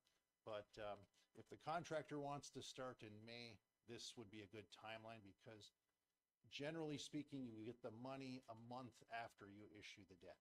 So it would be, what we do is take financing bids the morning of your meeting. So it would be 10:30 in the morning on May 12th. And then I'd be present in the evening with the tabulation of bids and have a resolution again by that same bond firm or bond attorneys rather, that would be awarding the sale to the low financing bid. Closing again then approximately 1 month later. So again, it's an approximate 3-month process from the first step until you get money. So if we need to shift the process back, for example, if the contractor says, I'm not going to start until August, we'd probably shift the timeline for financing back a little bit. So more to come on that as we find out as the construction bids are received. So the other aspect not on this list would be you get the bond money all at once. It's not a drawdown type financing. So at closing, you would get the proceeds of the $8 million or not to exceed $8 million bond. Marcia, and certainly you've got an investment policy now. And so you are able to invest those unspent bond proceeds through the construction term. So that's an important part of your project is investment of the unspent proceeds. And certainly one of the nice things about the current market that we're in is that we're actually seeing stronger credit municipalities like I expect West Lakeland is, borrowing at rates lower than what the investment rates are, or at least breaking even in that regard. So, so again, that's something we'll talk about in the coming meetings. So any questions, board, on the preliminary timeline? No, it sounds like it'll time out quite well. Perfect. Thank you. Yeah, thank you for your help with it. Appreciate it. Thank you. Anybody else got any questions? I shouldn't have spoken for you, but. All right. All right, so that's all coming together nicely. Let's see what else we've got here. Let's see, we have, Lisa Utley hasn't come, has she, to show up? She's, okay, and nor has CJ Randazzo, so I'll cover that issue in just a minute. But I guess next on the agenda would be John's update on the 28th Street Drainage Improvement Project estimate. Now? Yep. Okay. Finally Is got. your mic on, by the way? That way people can hear you. Oh, okay. Got the other, finally got the other price in this morning. It's a couple thousand more than Matt's. So we have 2 competitive bids on it. There are a few things that have to be worked out is I'm wondering if we need the drainage easement surveyed out, or can we go to the adjoining homeowners and get permission to work on their property? So, Council, what do you think about that? In other words, there's an existing drainage that goes probably through a couple of different residences. It goes from 28th Street onto basically somebody's residence. And I think maybe one of the complaints was, or one of the issues was, and I think what the watershed is concerned about, is that there's some, some fines or some discharge of, some soils that are eroding from this drainage way into this guy's yard. So we want to fix that. We want to put riprap in there and vegetation and so forth to slow the flow of the water so we minimize erosion and so forth. And so then the question is, what kind of steps are we going to need to take to, secure permission to do that? Or can we just, is it kind of a prescriptive easement kind of a situation? Or actually, maybe I should ask Dave, is there a dedicated drainage easement already in place there? So all we have to really do is work within that. Is that right? The only thing is it's not marked out, and the course of the creek has wandered around. So Any Mr. advice? Chair, yeah, I mean, we certainly could seek a written license or a temporary easement from the property owner. Is this being engineered at all? Are there, okay. Maintenance. We could do a simple license agreement, just I assume this person is motivated, I mean, the owner wants this done, I assume, right? I think they do. I think they do. Yeah. Yeah. I mean, it's always good to get it in writing, frankly. You know, so we certainly could do a simple license agreement. Could be a little bit vague on it, you know, do the work necessary to clean, you know, whatever the right descriptors are Yeah. on it. And it kind of goes back to the tree cutting thing. You know, it's always better to work with folks, let them know what you're doing, get something in writing.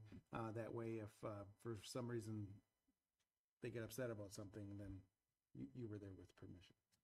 How's this for a plan? You want to approach those landowners, to see if they'll sign some kind of a written agreement to let us go in there and work in there this spring or summer or whatever, and then we could have Troy draft the thing. Could you draft an agreement to work in there? Then I can take that with me. Yeah, absolutely. I just need some detail, you know, some descriptor of the work that's going to be done.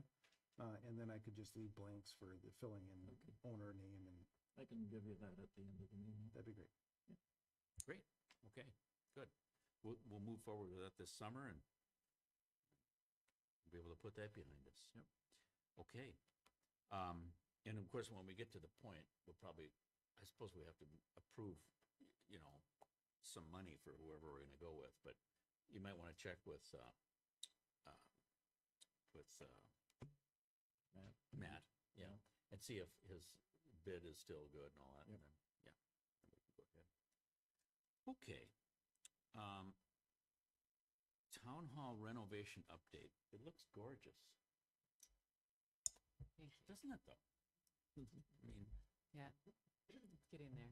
yeah, I want to thank Dan and Mark for doing the tile back there. The backsplash, you know, how we weren't going to pay $3,000 and they did it for like $400. really nice. Mhm. It looks gorgeous too. Yeah, and then Kelly Murray did all the interior. She picked all the paint colors because I wasn't going to do it. Carrie wasn't going to do it. And she brought the cake. She brought the cake and she didn't It's say. really nice. Yeah. And folks may remember these, all the walls were yellow. And green, yellow and green. Yellow and green, wasn't it? Mhm. See, I'm colorblind to green, so I can't tell, but anyway, were those, would you say 70s colors maybe? Or, I don't know, I don't know. maybe 80s, but 90s. 90s, okay. Anyway, this looks very nice. And the last major things are Andrew has gotten a bunch of technology equipment and we have to hook all that stuff up before the front entry will work with the card readers and all that. So that should be going on this weekend and next. Right, and we, do we have City View, doing the, They're doing they're pulling the cables. Yeah. And Andrew is providing and setting up and supporting the devices. City View's not done with their work yet, though, right? They haven't terminated those cables. Correct. Yeah, no, we haven't yet. But still, this is just moving forward at a very fast clip. And we have water now too, don't we? We have water. Running water. I don't know Bathrooms if at it's work. hot enough, but it's working. Yeah, I flushed the toilets. It worked. this is great. You know, the funny thing is too, a few weeks ago, I put in a request to the Minnesota Department of Health to have our water tested because I've heard that it takes like 6 months. No, they're on it. They're on, Did they've they do been it yet? calling me every week. No, but they've been calling me every week saying, when's the water gonna be Yeah. hooked up? So now I can tell them it's hooked up and They and can come and out get it. Test, yeah. Mhm. All right. Okay, so that brings us to my part of it, which is, the first thing is the 30th Street Joint Powers Agreement. Now, the story on that is that, you know, I attended the Baytown January meeting and then the February meeting. Long story short, well, I may as well give you the long story. Baytown said that they could do 30th Street for a lot cheaper, they think, than what our estimate was, you know, for doing 30th Street. So they don't want to be part of our project. They want to handle this themselves. Their initial proposal was to do 30th Street from Oak Green to Stagecoach and have us split the cost, 50-50. But I responded that I didn't think the board would be amenable to contributing toward Baytown's exclusive portion of 30th Street. And so then they came back and said, well, our proposal would be 80% West Lakeland and 20% paid for by Baytown for the stretch between Oak Green and where it curves up into Baytown. So an 80-20 split. And just to make sure that what I was hearing was actually the sense of the board, I went to last week's February board meeting at Baytown.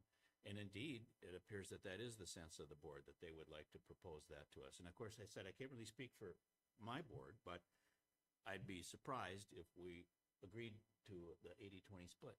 So that's kind of where we've left it so far. So they're planning to do 30th Street themselves, and they'd like us to contribute 80% of the shared portion. What I'd like to maybe go back to Baytown with is a proposal that we would consider up to 50%, split, really a 50-50 split, because it's a town line road. No matter who does the work or what happens to it, I would think a 50-50 split would be kind of the only acceptable sort of, allocation of the cost. But again, I want to get your reaction, to that. And then the other part of it would be that whatever they propose to do, we'd obviously have to have our civil engineer, look at that and approve the plan, whatever the plan is they come up with. So obviously it's premature to actually enter into an agreement, but, the basic outlines of the agreement would be, 50-50 on that shared roadway. But how do folks feel about that? Is that? Well, is that typical for town line roads? Yeah, that's a good question. So, Mr. Chair and board, no, I mean, typically it's a shared, agreed upon 50-50. 50-50 Yeah, shared, I mean, that's usually, I'm curious, did the other town explain their rationale? Briefly, yes. The rationale, I think, is that there are more streets coming up onto 30th from West Lakeland than there are from Baytown. And so the thinking, I think Baytown's thinking is that more of the traffic that's borne by that road is West Lakeland traffic. Although there hasn't been any kind of traffic study done, that's just kind of a guess on their part that it benefits West Lakeland more because there are more roads and therefore more traffic on there from West Lakeland. But the truth is, 30th is kind of an arterial street, and I think people come from all over the place. They probably come from Lake Elmo to get to Hudson, and I mean, it's used by all kinds of folks. Yeah, and they have the whole neighborhood north. Hold on, they've half that road. Those are all Baytown exclusive. That doesn't make sense. Okay, well, I'm not going to defend their. So I would say 50-50 up to the amount of 50 of our original offer, of the half of the 770. Well, if half it says 77, yeah, that would be 80-20, because they're saying they can do that whole stretch for 50% up to that amount. I'm saying, why, if they want to screw around and say they could do it cheaper, and then it ends up being $980,000, and we would have done it for so yeah, but I think they're thinking they could do that stretch for $350,000 well, then we'll pay 50% of that. Yeah, right. That seems to be fair. Don't you agree? Okay, so with your permission, folks, I'll go back to them and just convey that to the folks at Baytown. But go ahead, you got a thought. So, Mr. Chair and board, just to let you know, I mean, there is a process in here that if the parties can't agree, I mean, I think usually what happens is it just kind of sits then. But there's a point at which it can't sit any longer and it needs to be repaired. So I just want to let you know, there is a process set out in the statute where either town can go to the county board, which county boards hate this, but it is something that's available. You can go and seek them to try to resolve this for you. And then some years ago, I forgot about this until I just read it again, back in 2003, the attorney I work with at the Township Association was going through a master's in mediation arbitration. So he worked to get added, there's a mediation provision that's included in this as well. So the parties could agree to try to resolve the differences through mediation arbitration or mediation arbitration or other form of alternative dispute resolution. So there are other means of trying to resolve that other than just having the county tell you how to divide it up. So just want to let you know, there is a dispute resolution process in here. And that's in statute, I take it, right? It is, yeah. It's in 164.12, which is the statute that deals with town line roads. Oh, okay. And who sort of facilitates this mediation arbitration process? Is that like, does the county host that, or do the parties have to agree on a mediator arbitrator, and which it will be, mediation or arbitration? Yeah, so Mr. Chair, when it says when for any reason an agreement under paragraph A, which is, again, agreeing to the division, the town board of either or both towns may request to have the matter determined through mediation, arbitration, MEDAR. So you would have to agree to Yeah, it. Yeah, there's no way to force the other side in. Right, okay. Really, the forced resolution is to the county. Hopefully it won't come to that. I think maybe, they might have just been asking because it doesn't hurt to ask. But so, I mean, I'll go back to them with the sense of this board to say, it's 50-50. That's going to be the split. And furthermore, if you've got a plan, show it to us. We'll let our engineer take a look at it, determine if it's a viable, approach. And if it is, we'll pay half the cost. Yeah, and Mr. Chair, I just want to point out, I don't anticipate that you'll hit an impasse on this. Yeah. I just wanted to mention that the statute does I appreciate contemplate that. I do appreciate that. So there's a kind of a safety valve or, procedure of last resort type thing. Anyway, so we'll stay tuned. We'll see what happens, and we'll see how, what kind of Baytown, has in mind for the road. But certainly, I think we should try to come to an agreement on a 50-50 basis on both the reconstruction of 30th Street and on future maintenance of 30th Street. That would be nice to have that, tucked away and done. So are they planning major road projects in Baytown in the next 2 years? I don't really exactly know what their plans are. I mean, I think they do from time to time do some major, work on their roads. I think 30th Street's probably been on their agenda for a long time. But yeah, to back up a minute, this is a new board. And that's another thing I should have probably covered. I approached the old board back in October on this, but they said, well, we have to wait until, we see what happens in the election. And then the election happened. They said, well, we can't promise anything because it's a new board. You have to talk to those people. So January was the first chance we had to talk to the new board. But, so the old board, in Baytown, I think, knew that 30th Street needed attention and planned to, at some point in the not too far distant future to address it. And so, I mean, I think from time to time, they're willing to do some major work. But I also think that they are looking to try to, maintain their roads, obviously, as cheaply as they can. So maybe they're planning on some, less permanent fixes for some of their roads. I think for 30th Street, they acknowledge, whoever they've been talking to acknowledges that it needs a reclamation. You can't patch that over with, seal coat or something. It needs a reclamation. So, I mean, I think they're resigned to doing that on 30th at some point. So Baytown, so we're not doing 30th As part of Street this as project. as part of our project. Right. Because Baytown wants us to pay 80% and thinks they can do the same scope for half of what West Lakeland. Essentially, yeah. Okay, I just want The price has kind of crept up a little bit. I think the first estimate that I heard was 700,000 to 750 to do the whole stretch, which is twice as long. In other words, the whole stretch from Oak Green to Stagecoach. And the latest thing I heard was maybe more like 8 or 850. So the price is creeping up a little bit, but it's still about half of what our estimate is for this equivalent length of roadway. So we'll see what they come up with, but I will convey to them that we'd be interested in participating on a 50% basis, assuming the plan is up to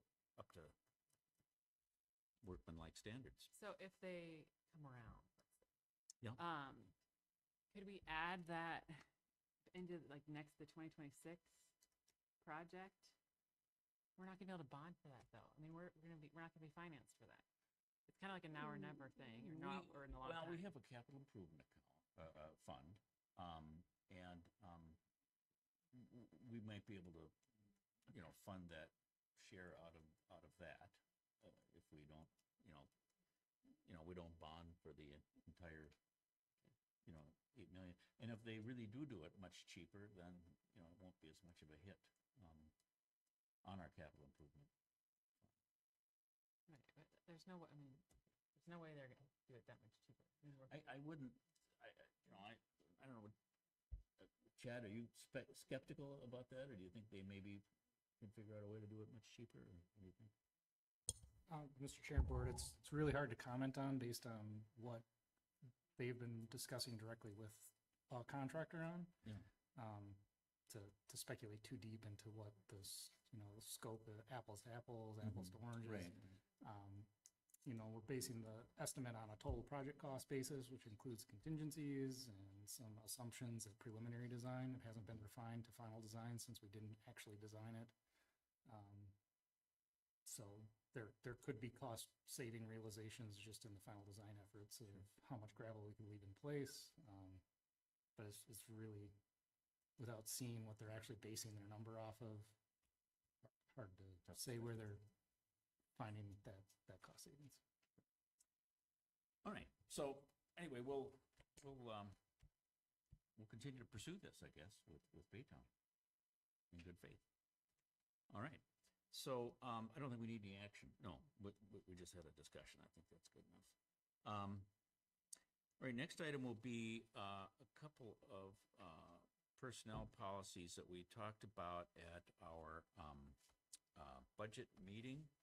And one of them is to, let's see, we talked about a healthcare stipend for the clerk that we would be approving on kind of a graduated basis. So in other words, it's my understanding that many other townships provide some kind of a healthcare stipend or payment. Is that, and that we should be doing the same thing because we're not doing it yet, right? Well, for full-time clerks, Full-time, yeah, not for part-time yes. workers, okay. So currently we provide no healthcare, we don't make any provision for it. The proposal is to provide, is it $250 a month, right, in 2025? Yes. And so have it gradually increase to a number that's actually capable of supporting, maybe paying for some healthcare. So in 2025, it'd be $250 a month. 2026, it'd be $400 a month. In 2027, it'd be $650 a month. This is to provide for a fund for the clerk to purchase healthcare, or at least defray some of the cost of purchasing healthcare insurance. It's a kind of an employment benefit that many employers offer. And so we talked about doing that, and so I wanted to ask the board to ratify that. So I'll move that we do ratify that expenditure and that enhancement of the clerk's compensation. Do I have a second? I'll second it. Moved and seconded. Any discussion? I was just gonna ask Troy if there's like a township kind of group health insurance, something or other, because I'm, Good question. Yeah, Mr. Chair and Board, not that I'm aware of, I'm certainly aware that towns do provide exactly what what was just being discussed, but I think it's fairly sporadic, so I'm not aware of any generalized. So in other words, Minnesota Association of Townships doesn't have as part of its insurance trust a healthcare coverage or something like that, Not that I'm aware of. or even a group purchasing plan, probably. Not that I'm aware of. Okay. Yeah, I did talk to Steve Fensky, and they don't have anything. Okay. All right. So we'll need a roll call, I think, to approve. Any further discussion? No? Roll call. Supervisor Dana, aye. Supervisor Buelow, Aye. Chairman Musburger. Aye. All right. Also, let's see. The other one we need to talk about is the earned sick and safe time policy. Previously, there are, I think, 3 different options you can elect. You remember this discussion? So 3 different options you can elect. One of them is you can elect to permit employees to carry over accrued but unused sick and safe time in the following year, except that such accrued unused time will not exceed 80 hours at any time. The second option you can choose is that in lieu of permitting carryover, employees would be granted 48 hours of sick and safe time annually at the beginning of the year. And then whatever is unused at the end of the year will be paid to them at the end of the year. And then the third one is in lieu of permitting employee carryover, the employees will immediately be granted 80 hours of sick and safe time annually, and the township shall not pay any accrued but unused time at the end of the year. And we had a discussion at the time of the budget meeting. The discussion was to select the second option, which is 48 hours of sick and safe time, and whatever's unused is paid out at the end of the year. And I will move that we adopt that policy for, I believe it's, who is it for? Is it just for full-time employees, or is it for all employees? 80 hours within the year, okay. Yeah. Does that cover us? It doesn't cover us. Okay. What are we? Sorry, John. Sorry, John. So anyway, so I'll move that we adopt that, option, for our sick and safe time. And it sounds like council's got a comment. Mr. Chair, are you making a motion to adopt the resolution that adopts the policy? Yes. To I'll adopt. second that. Okay, moved and seconded. And any further discussion? And I should add also, this is a requirement, this sick and safe time policy, the township has to choose one of these options.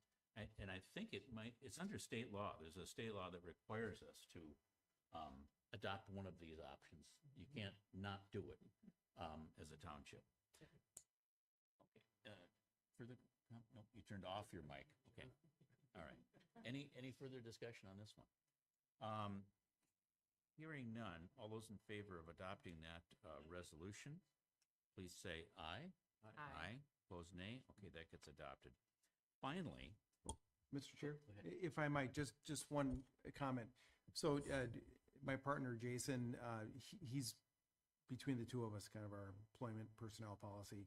He did suggest that there are other, because there was a whole slew of laws adopted in the last couple of years on employment and placing greater obligations on employers. He did suggest that the town consider adopting a more robust personnel policy. I mean, this piece of it is important and needs to be adopted. But he pointed out that there are other things you ought to be adopting as part of a personnel policy.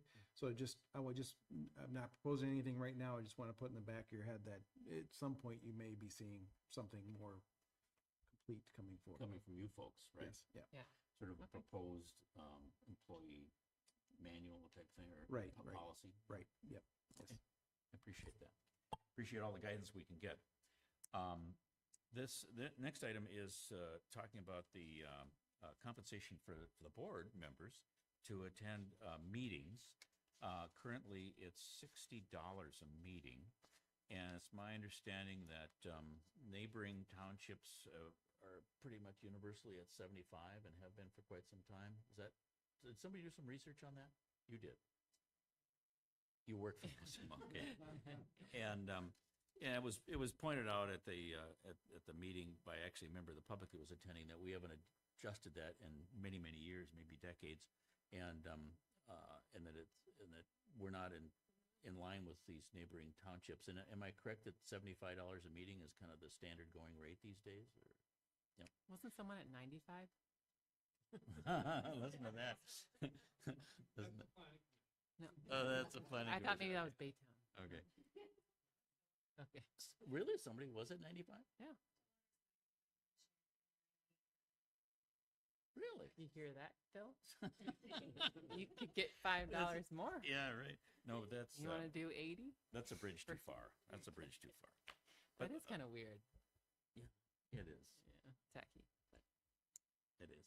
Anyway, okay, so the proposal then that I will make, I'll move that we adjust that and that we ratify what we've already budgeted for, which is to allow the compensation per meeting to rise from 60 to 75 for board members, that we adopt that as a new policy. Any second? I just have a question. Is it for board members or how are other people compensated for special meetings? Probably salary, maybe? Just the hourly rates? or- Yeah, I mean, somebody like Chad would be an hourly rate, Okay, and so- I think staff, it's part of salary, right? It's part of my salary, and it's after 5 o'clock in the evening. Yeah. Special meetings in the evening. And Oh, and then then you get the 75 or the 60 or whatever it is? Oh, okay. Okay, so it's not just the board, it's the board and staff then. This would be changed for, okay. So I'll accept that as a friendly amendment to the motion. Do I have a second? I'll second. Moved and seconded. Any further discussion? John, are you adamantly opposed to this? Somewhat. Yeah. When is, this is the 2026, or when does this go into effect? I would think 2025. Okay, like immediately. Well, maybe we should. I don't know how that yeah. works. Maybe we should make it go into effect like March 1st, so we're not, Okay. we're not. Yeah. Retroactive. Yeah, we're not retroactive. So March 1st. Any other discussion? Since it involves expenditure of funds, I think we should probably have a roll call. Supervisor Bueller, Aye. Supervisor Dana, Aye. Chairman Booster. Aye. All right. Next item that we can move on to now is the Washington County Recycling Grant. And Jenny's going to talk about that. February is the month when backing up, since I was hired about 8 years ago, I had the pleasure of being nominated the Recycling Czar. And one of my roles is to apply for a county grant every year, and this is the time of the year that I apply for it. And it brings in approximately $6,000, $7,000 to our township every year. But they ask us to do above and beyond projects to obtain additional funding. And that's why we've been doing the Recycling Week, or the Township Cleanup Week in May that we promote, and we have residents organize it themselves and pay for their own pickups. And then the newsletters, the pieces that I put in the newsletter about recycling is an additional project I've been doing. So I was going to continue with those two if you're okay with that. And then the third one the county would like us to consider is get this information.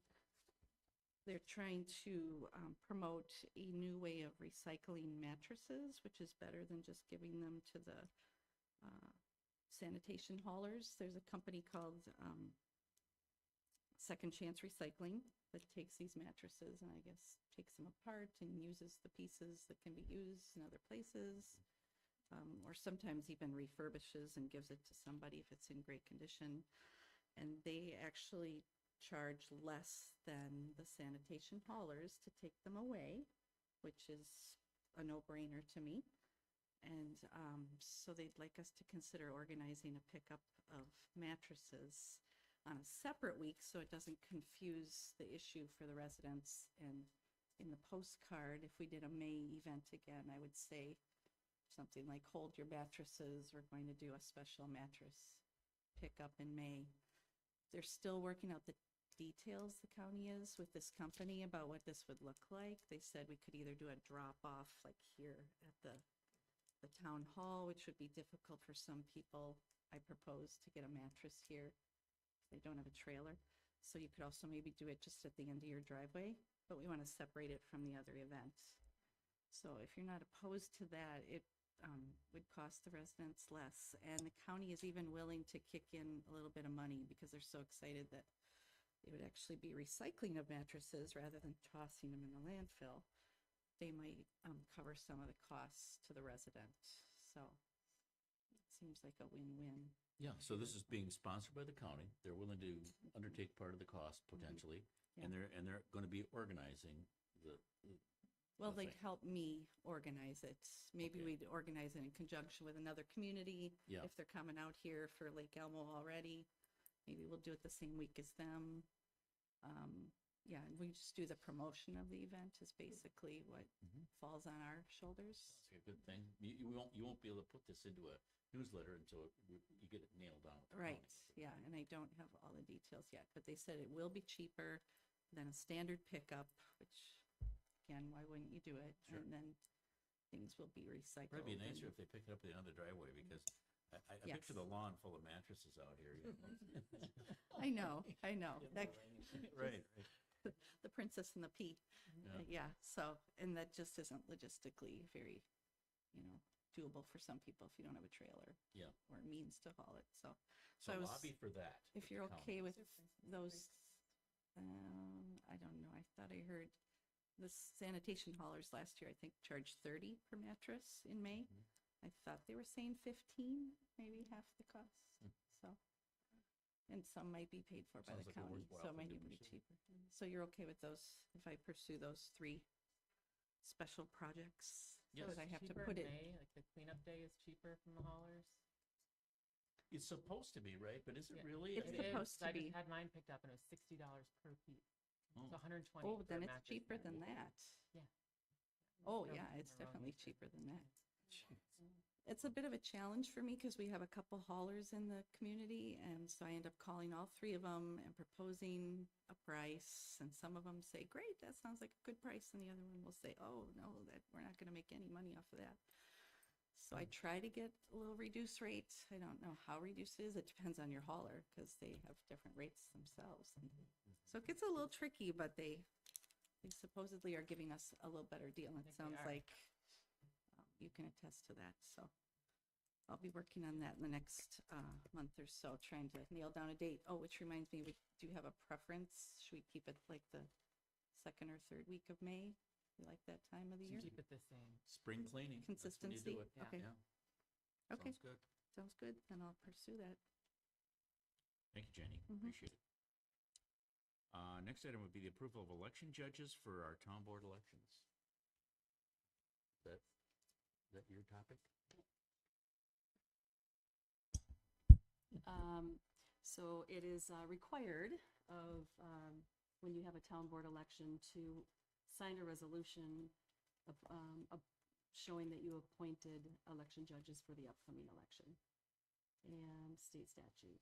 So that's, you can see that resolution in front of you with the list of election judges.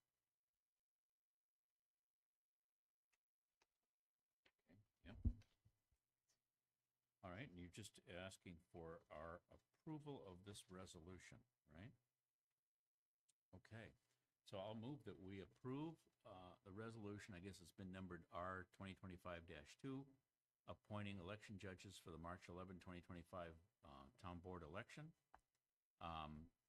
Do I have a second? I'll second. Moved and seconded. Any discussion? Hearing none, all those in favor of this resolution being approved, say aye. Aye. Aye. Opposed, no. Okay, so we've approved the resolution. Thank you for taking care of this detail, along with all the other stuff you do for the election. Appreciate it. Appreciate it. Okay, let's see, that brings us to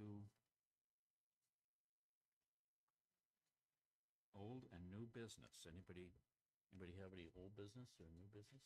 Get something, John? I don't think so. Troy, did you ever find out about the status of the Albert, what's his name? Alsheims? Yeah, Carl Alsheim's lien. Mr. Chair and Board, yes, that's, Jason in my office has been working with an attorney representing one of those parties and has filed the updated. He has indicated that we're representing the town now in this matter and has filed paperwork with an employer, and that's been responded to. So yes, that's in the works with the potential for hopefully working something out. No promises, but trying to reach some resolution on that. Hopefully in lump sum. So, but that's all tentative and still being discussed. So it's being worked on, I guess, is what I should have said. Is our lien still valid on the property? Has it been enforced? Are you referring to the 10-year expiration of the Mechanics. judgment? Well, mechanics. Yeah. Okay, I don't know anything about that, but, you know, the judgment expiration thing, that's something we've got to keep an eye on. Right, right. Yes, and that has been filed. As far as I know, Jason, again, I haven't asked for an update recently, but I did talk to him a few weeks ago, and that's what I was trying to convey, that there have been some discussions with the party's attorney to try to work something out there. So certainly if I have something more concrete than that, I'll certainly report it, but it is being worked on. Yes, Thank you very much. thank you. Anything else, Josh? Just want to ask Troy some chance and questions. Yeah, afterwards, okay, sure. Any other old business or new business that we've got? Hearing none, we come to the public comments portion of the meeting, 3-minute limit, and I'd ask you to step up to the microphone so folks who are watching can hear you. And please state your name and address for the record, and let us know what's on your mind. So Brad Cornell, 2733 Neal. I'm the representative for the LEAC. And so just kind of give the town board a little info on Q4 of 2024 on airport activity and noise complaints. And so in Q4, there was a grand total of 6,391 operations at the airport. And of those 6,391, there was, let me back up a second. There were 7,980 operations and 6,391 total complaints at the airport. 5,325 of those were from West Lakeland. 809 were from Lake Elmo and 258 were from Baytown. We're still experiencing in the community all of the flight school aircraft yielding below 100 feet over Neal Avenue. And we've got a couple of new pilots out there that are not following the noise abatements, coming in, be leaving before 7 a.m. in the morning and coming in after 11 o'clock at night. So the next meeting for the LEAC is on February 24th, which will bring some of this information up. But for just as a general comment is the operations Q3, there was 12,600 or so, and Q4 was 7,900. But as we're all aware, there was quite a bit of fog in November and December this year, which kept the aircraft on the ground. So that's about all that I know right now. All right, thank you for that update. Appreciate it. Any other public comment? Anybody else want to address something? Okay. Oh, I'm sorry. Oh, boy. No, Oh, boy. I was just confused by some of the comments around the financial considerations of the road project, not knowing what the schedule is until the contractor decides when he's going to work. Isn't there a construction schedule that's specified in the bid documents? Don't we tell them when we want the work done and when we want them working, not have them tell us? I'm just curious.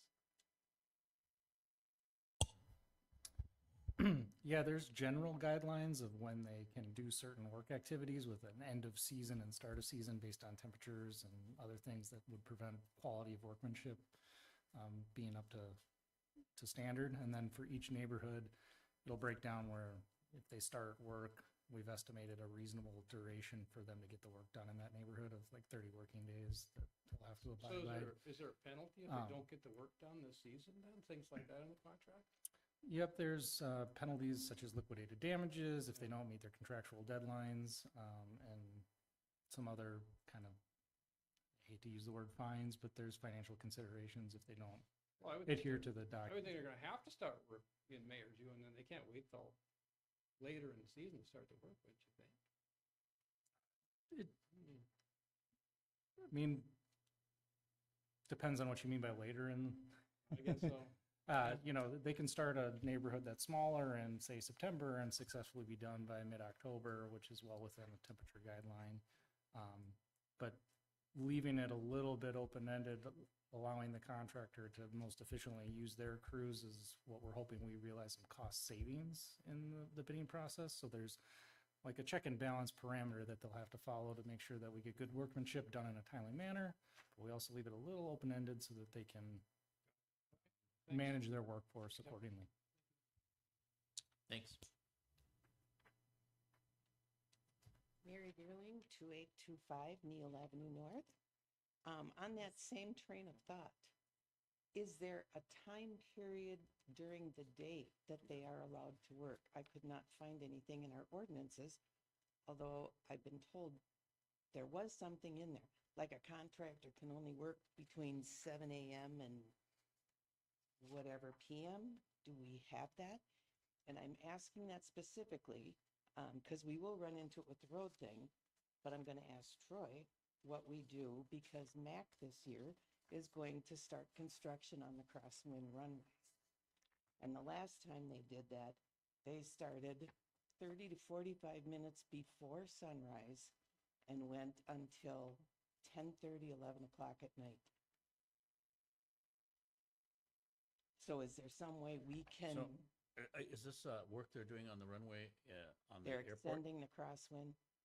So that's Baytown, right? I think that airport's located in Baytown Township. So it would have to be, I assume, but correct me if I'm wrong, but it would have to be Baytown's, Well, maybe but noise ordinance? crosses the town line. Well, yes, it does. It does, but. Noise doesn't know where to stop. Right. But I don't think we can regulate what happens in Baytown, but your thoughts are welcome. We did complain about this when they did the main runway. And Mac's response was, we are not a contractor, and so those rules do not apply to us. So, Mr. Chair, I'm not aware of, I certainly am aware, I've worked in communities that have construction hour limitations generally for the community. Usually larger cities will have something like that. I'm not aware of anything, not that I've looked though either, but I'm not aware of anything in the township that is set up for that. And I do kind of think, if you're looking to find out if there is some kind of a regulation on construction hours, I would suggest probably maybe contacting Baytown or their attorney. They've got a staff attorney in Baytown too, to make that inquiry. I don't think we can regulate what happens in that township. If I'm Yeah, and Mr. Chair, I suppose if you had some general nuisance provision and the noise was significant enough that it arguably created a nuisance within your town, you might be able to pursue it. But a general construction hour limitation wouldn't apply to work being done in another community. It would only apply within your jurisdictional boundaries. County at all, if they have anything? I have not. I was told that we had one, but I can't find it. And there's a couple people that were looking through the Baytown ordinances and haven't come up with it yet either. So, but it's a nightmare. And it's, we already lived through it for 2 years. I just think the planning communication on construction schedule is so important, and it should be incorporated in the bid documents, or especially in the projects, so the community knows when the roads are gonna be done. We don't have a situation where a contractor tears up Nolan and Neal, and then it sits there for months before they come back to finish the job, and we deal with inconveniences that it don't need to be if we plan and communicate well with the contractor. Maybe a little or keep it a little bit, we can get the job done productively. Actually, if I remember right, I think Chad did address that. That is addressed in the specifications, that they can't tear up Nolan and then walk away for 6 months and then come back. The Legion Avenue nightmare. And maybe periodic updates of downward meetings with the contractor when it's practice. People know what's going on, what's being planned. Right?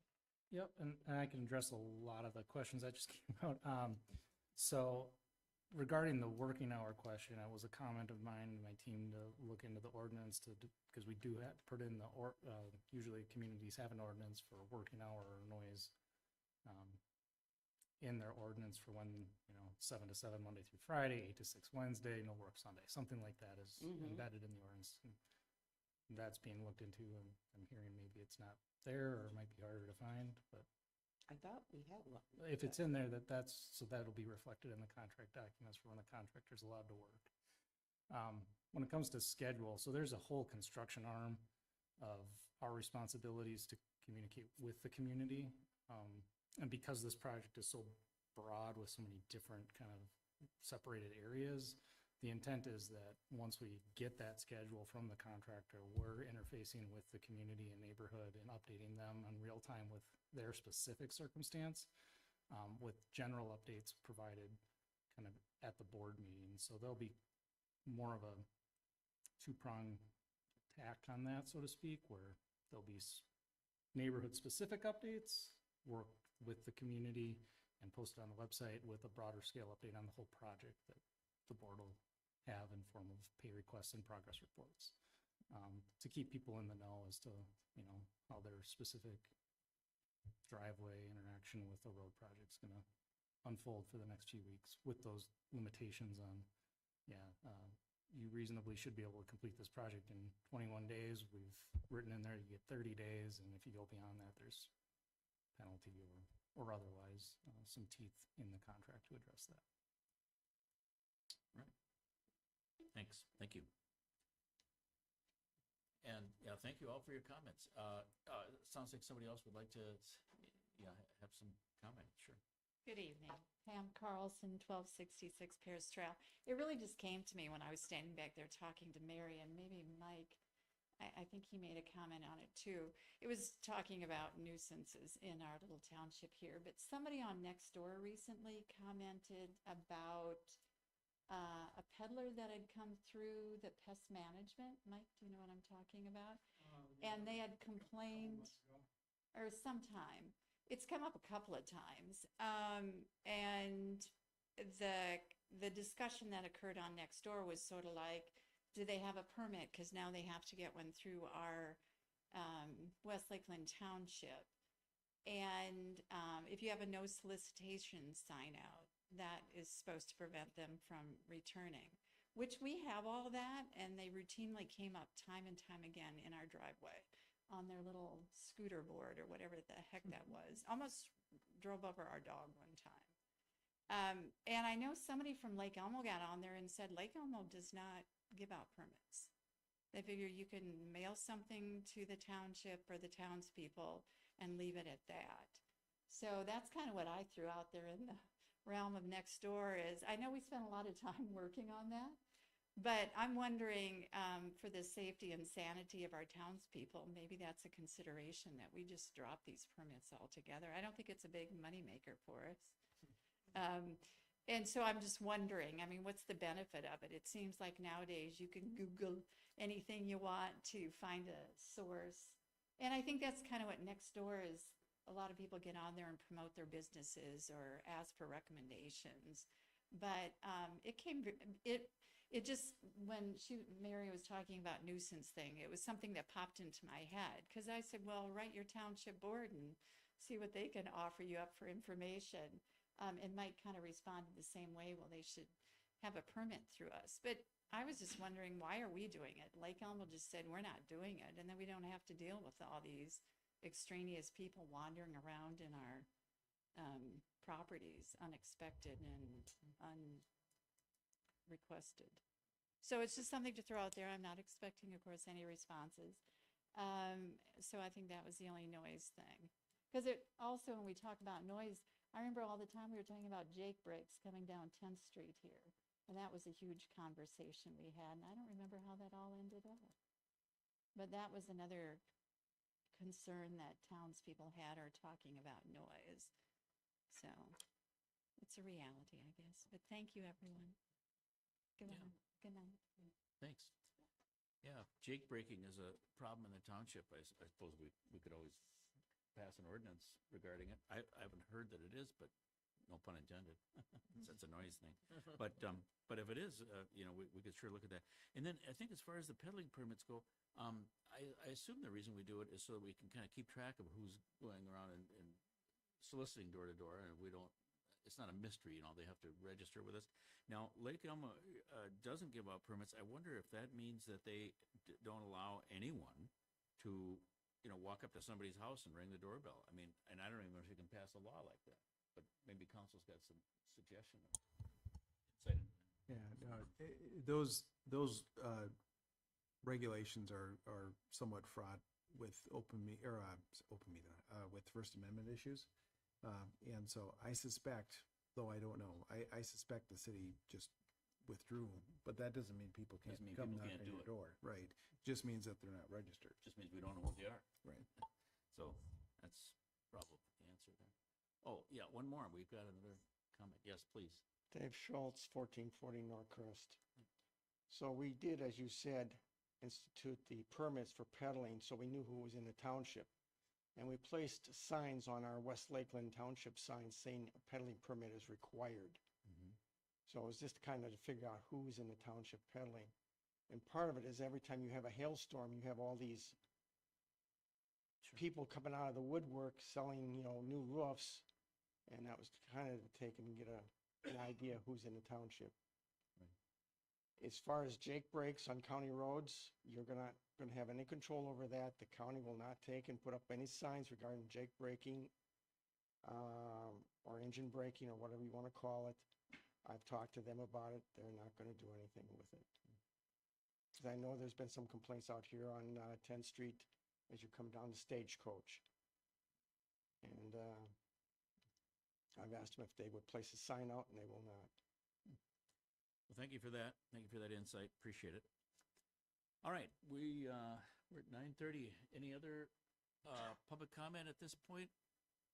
Or if not, I would entertain a motion to adjourn.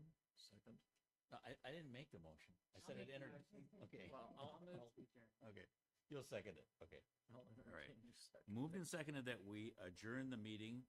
And all those in favor say aye. Aye. Aye. Opposed, no. Okay, great. Thank you all very much. Appreciate everybody's patience and input.